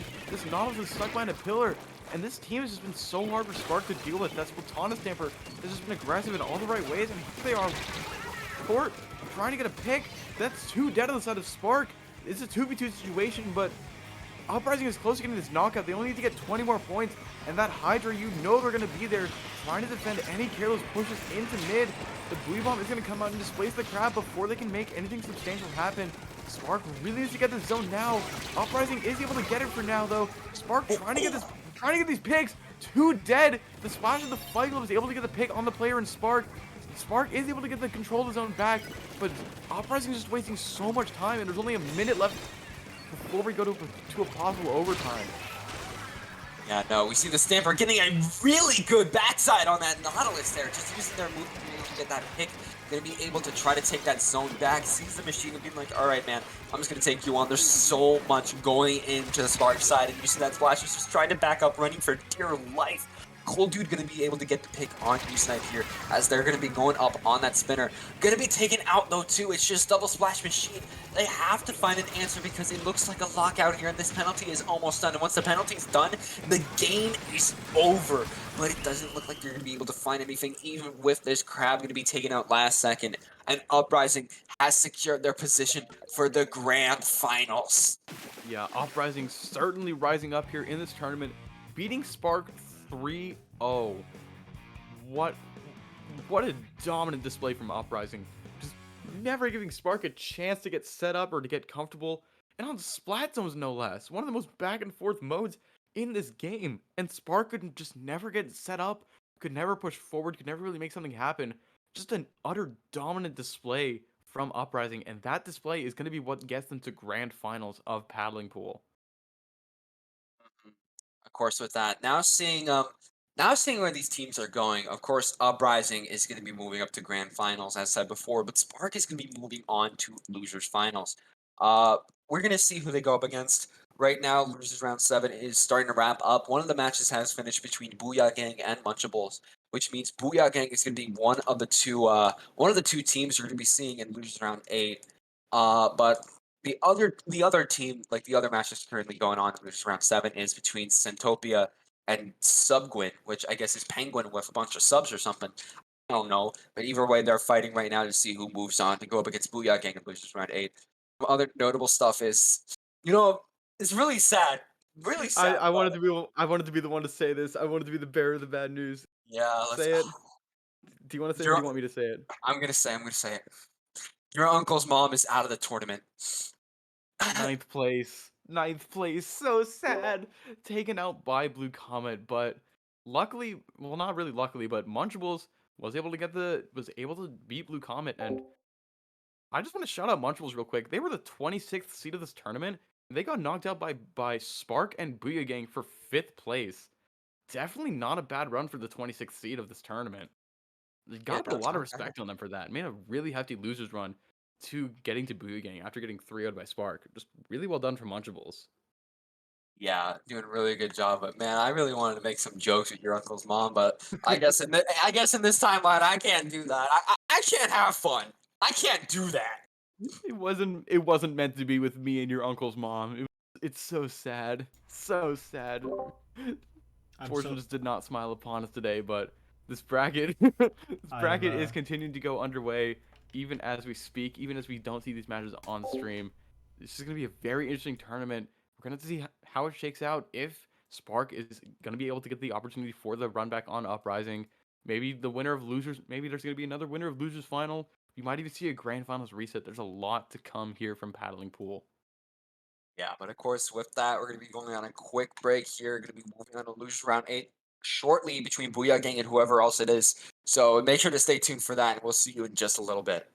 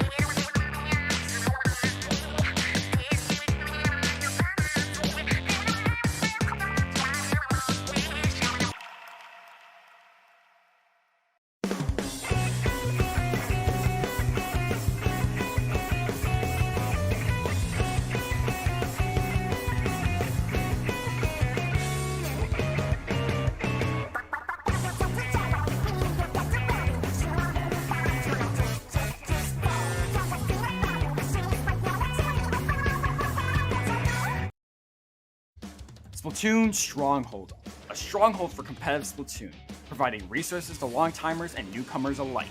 If you're new to the competitive scene or still figuring out how to join, we have a getting started guide and plenty of other resources to help you in your journey. If you are a seasoned veteran, we still have plenty to offer. You can find and join tournaments as well as participate in our Captain Forum and find free agents and teams. Our mission is to make competitive Splatoon easily accessible to everyone.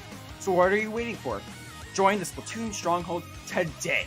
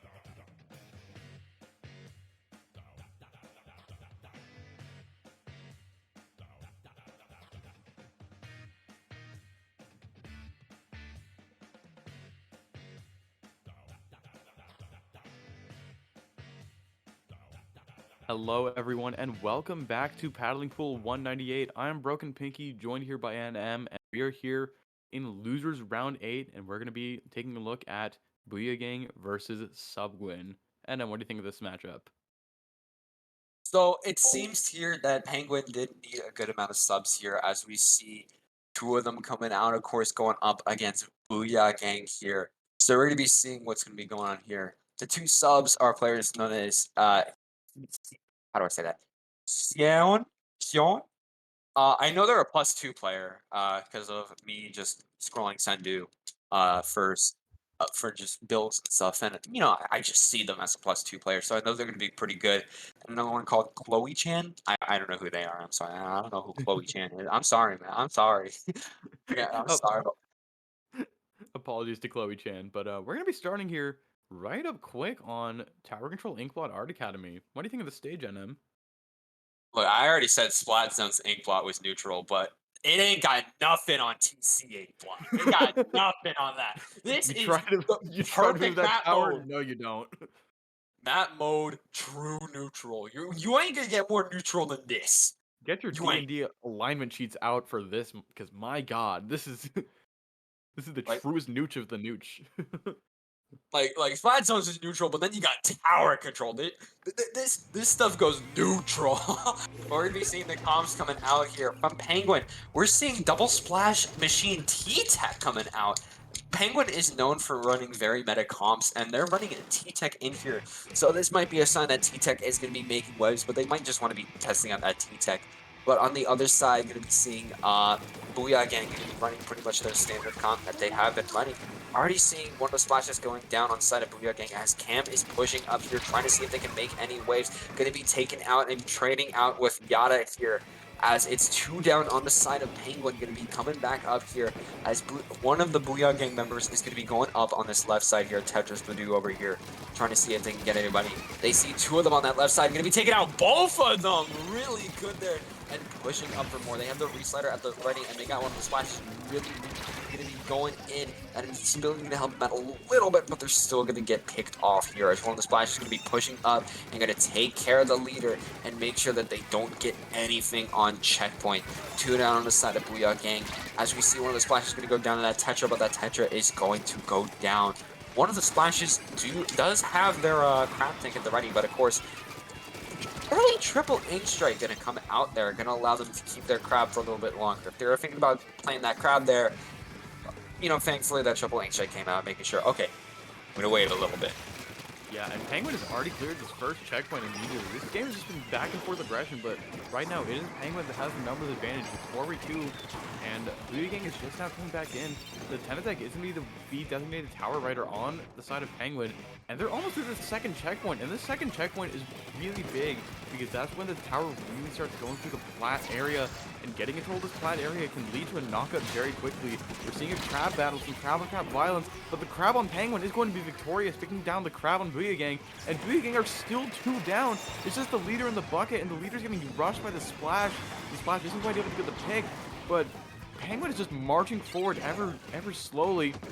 Booyah Gang does get control of the tower for a little bit, but Penguin is still there. They're back on the tower. Here comes the bucket trying to make some defense happen, but it's not enough, and Penguin takes a very quick game 1.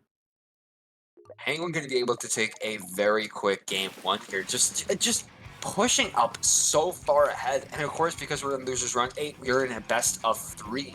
So this might spell doom and gloom for Booyah Gang, but they might be able to run it back on the next map mode, which is going to be, pretty sure it's going to be Rainmaker no, it's Splat Zones on Sturgeon Shipyard. Splat Zones Sturgeon Shipyard. Yeah, I didn't finish my thought, so I wasn't wrong. I didn't finish my thought, so I wasn't wrong. I wasn't wrong. Exactly. You didn't put your cards on the table yet. You still had more in that sentence. But yeah, we're gonna be going to game 2. Zone Sturgeon and Penguin or Subguin is going to be at match point here for the series. Up 1-0 versus Booyah Gang. And I think Zone Sturgeon is definitely an interesting game 2 for this series. We talked about Inkblot, just the truest of the true neutrals. Anything can work, but I think Sturgeon is also a fairly balanced map, but notably, it is going to favor those sloshers, the sloshing machine and the slosher that we see on both sides of or on both teams here. They really like that verticality of that snipe area, and they just love to just pick off overzealous backlines that get a little too confident, get a little too far forward, just get utterly just picked off by that very strong damage. Yeah, no. We're gonna see what Penguin opts to go for here. It seems one of them is taking a little bit, so maybe they're thinking of changing up their comp here, but I don't know why they would. They're proving to have a really good comp with that double splash machine T-Tech. I did say for a while, and I was saying earlier here that Flings is good, but you know, not enough like nowadays, especially with that 10 missile nerf we got back in 2.0. But you know, maybe T-Tech could be that really good replacement, having a really aggressive comp just to be able to displace and get picks and get objective. And of course, no comp changes coming out from either side here, as we are starting to see what they go in for. Of course, double splash, T-Tech, and machine on the side of Penguin. Something to note here is because T-Tech is there now, they can allow the T-Tech to be the supportive player, while both of the splashes can be the aggressive ones. Or maybe T-Tech and Splash go aggression while one of the splashes goes supportive. We have that flexibility of splashes being aggressive and supportive in like the previous patch, but now they can both be aggressive and still have a really good support of being able to counter crabs. And I mean, that's just shooters, baby. They can do it all. Phineas and Ferb, we're gonna do it Shooter all. privilege! Shooter privilege! Shooter privilege. Never get nerfed in a day in their life. But right now, it is Penguin that is 2 dead and is up, and it's gonna be Booyah Gang taking control of this zone, putting that catchy penalty on Penguin, and now Booyah Gang is gonna try to push in with that Tetris, but the Tetris just get overwhelmed, picked off. Reef Slider is not invincible forever. That invulnerability time does run out, and it just makes for easy picking. And already we're seeing Penguin trying to get their bearings back, but the Tetra is there to try and intercept the splash. But Penguin is very close to getting this cap, and if they do, that'll be very good for them, just to make sure they have a nice penalty on the side of Booyah Gang and to make sure that they still have this lead going forward in this map. And Penguin is able to get that cap, and in the first minute and a half, things are looking very good for Penguin. And we do see one of the splashes on the side of Booyah Gang jump out, and that's going to be to save that crab. And this crab is probably going to be what Booyah Gang tries to use to maintain or even reclaim control of the zone. Yeah, no, here, as we see Penguin getting that lead back once again and just pushing it forward. One of the crabs coming out on the side of Booyah Gang, getting 8 down cam here as they're just trying to paint that zone. But it's going to be 2 down on the side of Booyah Gang. The Splash is trying to do as much as possible to get in there. But hey, there's one of the crabs, and they're just trying to run for their life. They know they cannot take that on. They're just going everywhere. They're literally just going everywhere. Oh! But not enough, and that is going to be a wipeout, even with those triple ink strikes coming out. That is not going to be enough, and it is going to be Penguin that takes the whole set and is going to be moving on to losers finals against Spark. That was a very fast set. Penguin just had so much control in game 1 and 2 of the series, and they just kind of shut out Booyah Gang. So Booyah Gang is going to be bowing out of this tournament at 4th place here. We are in losers bracket, so these are going to be elimination matches, and unfortunately for Booyah Gang, they're going to be exiting this tournament at 4th, but still a very, very solid run for them. And right now, NM, we have our top 3. The 3 teams left in this tournament are Penguin, Spark, and sitting up in grand finals, waiting for the winner of their match is going to be Uprising, but we're going to be getting to all that quite soon. Yeah, we're coming with a short break, so make sure to stay tuned here.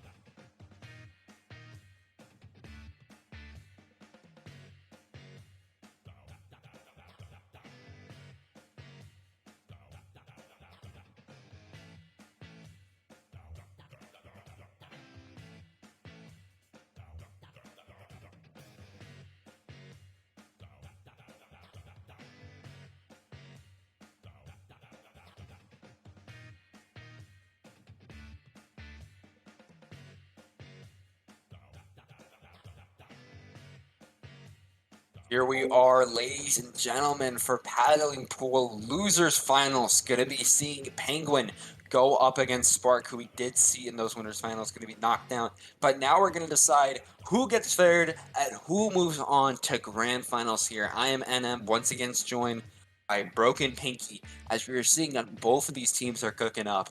I don't think there's gonna be like any comp changes on the side of Penguin. We do know how Penguin is as a team. They like to run the funny meta stuff, and they're trying to define the funny meta stuff in this patch here. Yeah, and I mean, I do want to point out very quickly, just looking at the bracket, Penguin was knocked into losers bracket by Booyah Gang, I believe, and they got the run back on them with the clean 2-0. So Booyah Gang might have been the only thing stopping Penguin in terms of stomping all over this tournament, but before they get the chance to prove themselves in grand finals, they have to get through Spark first, and Spark is a formidable opponent. You know, making it all the way to winners finals before being taken down by Uprising, still getting, but still, well, not taking a game off them, but still force to be reckoned with. So this set could really go either way, but should be getting underway shortly, and I believe we're going to be starting on. Do we have a starting map for this set? Oh, we're starting on Zones Museum. That's what it is, and I believe this set's going to be best of 5 with counter picks once again. So this set is going to be the first team to get 3 wins. We'll take the set, but we're going to start things off here at Museum Zones, and it's going to be very interesting looking at these comps. Penguin going to be sticking with double splash machine and T-Tech that we've seen them run, and we see Spark using a splash of their own, and as well as that Junior Nautilus and the 10-attack splatter shot. It'd be really nice comp, of course. Might be the new stuff coming out from the side of Penguin here, and on the side of, Spark, we do have a really solid comp to have the good support with that Junior, and of course, Nautilus being Nautilus here, as we're already seeing the zone getting capped on the side of Penguin here.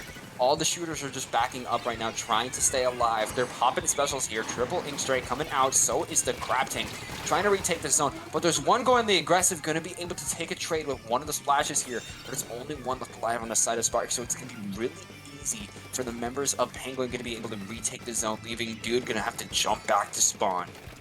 Yeah, and Penguin is just so good at staying mobile, and just as soon as they get an advantage, they can all just collapse together on the same foe, and that's what really allows their aggression to be so devastating. But now we're seeing Dude pop the Crab, and I think we're really feeling just this reduced duration. It feels like Crab is having a much greater presence on these matches than we're used to seeing before, and even then, the Crab on the side of Spark was not quite enough to take the zone back from Penguin. Penguin, his push is below the 50-point mark, which means notably, Last Ditch Effort is going to start to be activating, but even more notably, Penguin is on the verge of knocking this out. We're seeing the Nautilus trying to make something happen. They are able to get the pick on the splash after they break the Crab. The other splash is going to go down, and now Spark has control of the zone, but they need to push up here, and they need to really take space if they wish to get close to Penguin's lead. They wish to get close to Penguin's lead right now. They have to do something here. They have to be a little bit more aggressive. They just have to get some stuff done, or we're just gonna have to wait and see on what that is. We're seeing the Junior here just trying to keep that left side secure. Johnny's just trying to play for life here, but triple ink strike coming out, not really gonna do much here. But as we see, the Booyah Bomb is gonna come out, but the Crab Tank does have sights on it, but it's not gonna be enough as they play for life. Johnny is gonna go down. There's 2 down on the side of Spark, but Spark is going to get the lead. Penguin just not painting the follow-up on that zone, allowing Spark to be able to get that lead here. So now Penguin has just got to shred that penalty and get a little bit more points in order to get that lead, which, seeing this lockout right now, might be fairly easy to do. Triple ink strike still at the ready, so they still have options here. Triple ink strike coming out here onto Plat. Not going to get any picks, but definitely going to push down the members of Spark here. Honestly, just seeing some of these tournament matches, I might pick up T-Tech myself. I would recommend it. It's a great deal of fun, and using this T-Tech, Penguin has regained the lead, and now they're in a great position to get this knockout. The point total is below 20, and Spark is 1 down, but there's 2 down on the side of Penguin. This is Spark's chance to get the zone back from them, but they're trying to get this paint desperately. It's just a T-Tech in zone, and Spark is going to get the cap over Penguin, but here comes the splash on the side of Penguin, trying to make something happen. Gonna die to the double splat bombs, though. It's 3 versus 3 in the zone right now, and both teams fighting desperately for supremacy. It looks like Penguin is going to get the cap initially, but they're not going to say they can comfortably win this team fight until all of Spark goes down. The Junior goes behind against the Machine. Very well played. The Nautilus is there on the plat just supporting them all. The Crab being popped on the side of Penguin. But Penguin still has control of the zone. Spark is still trying to make something happen because they are on the back foot. They need to get this lead back from Penguin. And one of their members goes down as they say it. And they're just going to continue being pressured by the Crab. And I think we can solidly say Penguin finally wins that team fight. And they're getting dangerously close to knocking out Spark here on game 1. Yeah, they're actually getting really close here. The checkpoint, not the checkpoint, but the penalty is almost gone on the side of Penguin. Just a couple more points and they're going to have it. But the T-Tech is opting to go try to flank on this left side. But the Triple H Strike versus Triple H Strike, baby. Which Triple H Strike is going to come out on top? The answer is neither, as they're both down. They took each other. I bet they took each other out. They're like, all right, last stand here, baby. Let's see what goes down. But in the end, Penguin is going to be able to take control of the zone back. Still got a really big penalty, but they might be able to just shred it. We're just going to have to wait and see, though. Yeah, Spark only has around 30 seconds left to make things happen. Meanwhile, Penguin just keeps getting closer and closer to the knockout. They have it at 8 right now. Spark has to get to 7 or lower. Here comes the Tri-Strikes onto the zone. The Crab as well on the side of Spark. It's 3 versus 3 though, and Spark does not have enough time. That's 3 down on the side of Spark. It's just the Junior left alive. There's 20 seconds left of this game, but the Junior is not going to be enough to do by themselves. And that is going to be Penguin taking game 1 of the series. They took game 1 of the series just because of again, how aggressive these players can be, while also making sure everything else is getting checked off on the board here. So now we're just gonna be waiting to see what Spark wants to pick in order to, run it back. What are they gonna pick for their map mode? Are they gonna pick the true neutral, baby? The true neutral, known as Tower Inkblot, or are they gonna opt for something else? We're just gonna have to wait here on what they pick. Yeah, and this is Spark's counterpick. This is their chance to get ahead in the set because so far versus both Uprising and now versus Penguin, Spark has been kind of on the back foot here, and they would really like to get some momentum in their favor because the sooner they get momentum on the side, not only will they be able to take this set easier, but they'll have a much easier time against Uprising should they make it that far. But it looks like we are going to be locking in on Clamblet's Scorch Gorge for game 2 of this set. Anna, what do you think of this stage? Clamblet Scorch Gorge. Actually, considering how much people complain about Scorch Gorge, at least that I see, Clamblet's is actually really solid, for it. Like, Clamblet Scorch Gorge is a pretty solid map mode, I feel like. Not like true neutral or anything, but still really solid map mode that I love seeing. So of course this might be really good to see what these teams bring out here. But of course, again, we're just gonna have to wait and see what they want to do here as we are getting into this next match gonna be coming out today. Let's see what comps both these teams are going to be running here as we are getting into it. Yeah, both teams readied up pretty fast. They are very sure of it. Penguin just sticking with what they know, what's been working for them so far. And Spark is also gonna go with the same comp as last game. We've seen both these comps before. We've seen all these players play these weapons already. But it's gonna come down to the skill expression here, and especially on Clamblets, the coordination and the communication to make those strong pushes happen and to get those lockouts. And already there's a crowd on the side of Penguin, but the machine on Penguin's side goes down. Spark has the early numbers advantage, and they're trying to get rid of that crab. The T-Tech comes in very dangerously by themselves. They're not quite able to get the pick, but they get it with the bomb though. The Junior's there with the support, but that's 2 down on the side of Spark. It's just the Junior that's alive now, and they only have the big bubbler to protect the basket, and they're gonna have to retreat a little bit if they want to avoid getting picked off by this machine, and they're not able to do it. And that's gonna be Penguin getting the first break in just 40 seconds of the game. Getting the first break here, already getting it down to 59. Gonna try to see if this team can get the shred any bigger here, pushing up, trying to see what they can do. 2 down on the side of Spark, more going down here. As we see, the Junior they're just trying to play for life, trying to make sure they don't get picked off or anything here, because that would be detrimental here. Crab Tank coming out, we see the football going into the basket as more clams are just going to be funneled in there. But they need to get more clams if they want to put it. They're all just trying to aggress onto the basket here, but not really enough clams going to be getting in here. And just as they're going for clams, it's a little too late as the basket is back up and it's going to be 2 down. Spark is trying to make their way into the middle of the zone and see what they can do. Yeah, I think just the biggest issue for Spark here that we've been seeing is that the junior's just not quite aggressive enough to be able to keep up with the fast pace of these matches, and it's kind of been holding Spark back because they've only really had 3 big offensive players, as opposed to Penguin has just been pummeling them, all 4 of them. But we do see Spark with the football with the junior, but the ball's gonna fall off the map, tragic, as the junior gets picked in the most unfortunate angle, not quite able to set up the bubble for success. And now things are not looking great for Spark. They have to grab their pity clam, I'm pretty sure. There is the crab on the top mid, trying to get a pick, but is going to be pressured by those tri-strikes. And Penguin is just having just such a good hold. They have a crab of their own on their side, and although Spark has painted this map, Penguin has been doing a great job of just stalling this push. But now here comes the Nautilus as the ball carry, and this is Spark's chance to get a really strong push going for them after 2 strong pushes of Penguin to open up this match. They have a clear control of mid here, and we see the tri-strike going to be coming out onto the clam basket, but that's not enough to get them in. That may be enough to displace one, but not enough to get them into that basket area, as we see the triple ink strike coming out from the side of Penguin, as they're going to start to push up here. Cool Dude trying to play for life. Instorm going to be coming out, trying to make sure that they can try to keep a hold on that right area, but that crab is just going to back them up so much. It is not looking good for the members of Spark here. So much pushing up. Another crab going to be coming out here. They have to find the answers. They have to find the answers on what they want to do here, as there's so much pushing up here right now. And this is spelling doom for Spark, as triple ink strike's going to come out, try to displace, try to get that crab. Getting one of the knots. Getting the knot there. Not the crab, but a knot. So again, a pick is a pick. As Dude is just trying to play for life here, trying to back up, just throwing that clam wherever they want to throw it here. As we see the members of Penguin just trying to push up 2 down on the side of Spark. This is their perfect chance to get up. They're just playing it out. They're just playing it out. They're just waiting.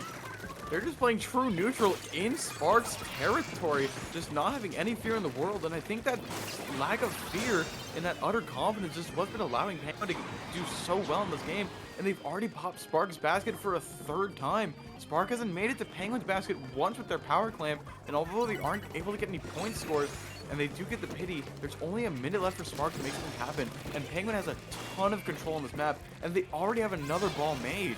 Things are just looking so great for Penguin right now here, and Spark just never feels, they don't look like they ever feel comfortable. Knock can never really get set up, the junior's never really able to put Bubble in a good place, and Penguin is just making them uncomfortable, making them make mistakes and capitalizing on them full-handedly. And we're in the last 30 seconds of this match, and Spark needs to make something happen. They need to get a push to 43 if they don't want to go down 2-0 in the set. And going down 2-0 would be devastating versus Penguin here. Oh yeah, going down 2-0 would just be, just not be good for them here. But we're gonna have to wait and see on what happens here, as we are seeing that we're just seeing, they need to push in.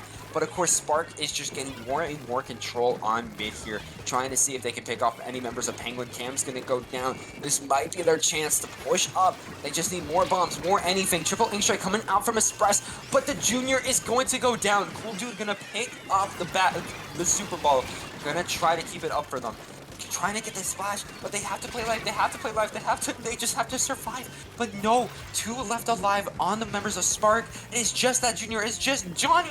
Johnny's gonna go down 2, as the T-Tech is gonna be holding their basket, and that is going to be game 2 going in favor to Penguin once again. Yeah, Spark just could not keep up with Penguin's aggression that whole game. Just the Nautilus just was playing a little too patiently, and that junior was not quite able to get set up the way they wanted to, and Penguin just ran them over time and again, and Spark could just never get a strong push orchestrated, and time caught up to them eventually, and now Penguin is up 2-0 in the series, and they're at match point here.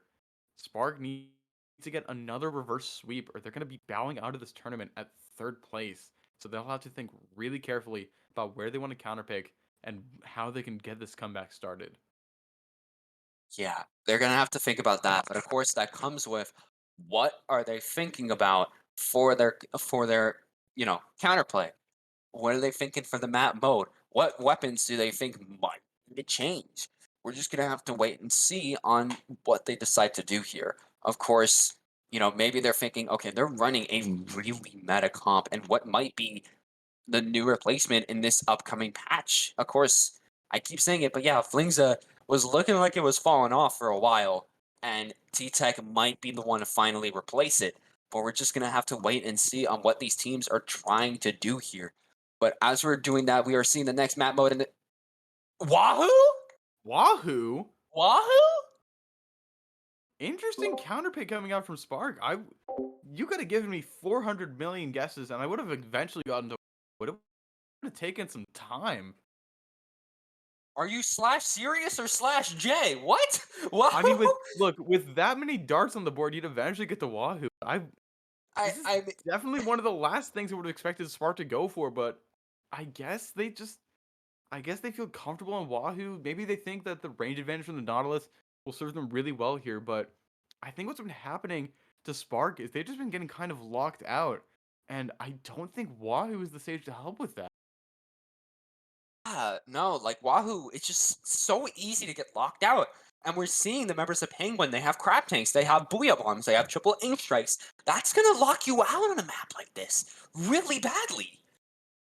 Yeah, but maybe Spark has some secret sauce. Maybe they have something going on that they really think will just make this their answer. But this is their last. This is their last resort here. You know, they have to win not only this game but both the Penguins' counter picks in the series. And Spark only has 10 more seconds to just get their thoughts together before just we jump right into game 3 here. And I don't know. Things are just gonna. I guess we'll just have to wait and see. We'll have to put our faith in them and hope that they made the right choice for their stake. But we're going to be getting right into things here. Game 3 of Losers Finals of Paddling Pool. It's going to be Spark versus Penguin. Match point here for Penguin up 2-0 in the series. Loser gets third. Penguin's going to be sticking with their comp. They know it works. Spark going to be sticking with their comp. Never mind, they're going to be trading their Tenatech for a machine. It does have that Booyah Bomb, which acts very similar to triple ink strike in a sort of way. But, you know, we'll see if that's going to be the better play here as we move on into this match here. We're already seeing Dude being locked out a little bit here by the crab tanks trying to play for life as they're trying to push up. Sees one behind them, trying to go for this machine, gets the pick but gets picked off themselves. But that's going to be 2 down on the side of Penguin and an easy zone retake for them. But they're 2 down themselves right now. They have to play for life here. Machine trying to back off here, but Express is trying to go up, trying to just throw some fizzy bombs here as they try to go to right, and they're going to be using the Booyah Bomb on this machine that's pushing up on them, trying to play life, but the machine is going to be picking off the other machine here. Machine going to be just living here. Even if they got nerfed a good amount in this patch, they're still showing that they're a really good weapon. Yeah, Penguin just able to get that win on the machine board, and they're already pushing the zone countdown very far. It's been a minute in the match, and they're already below the 50-point mark.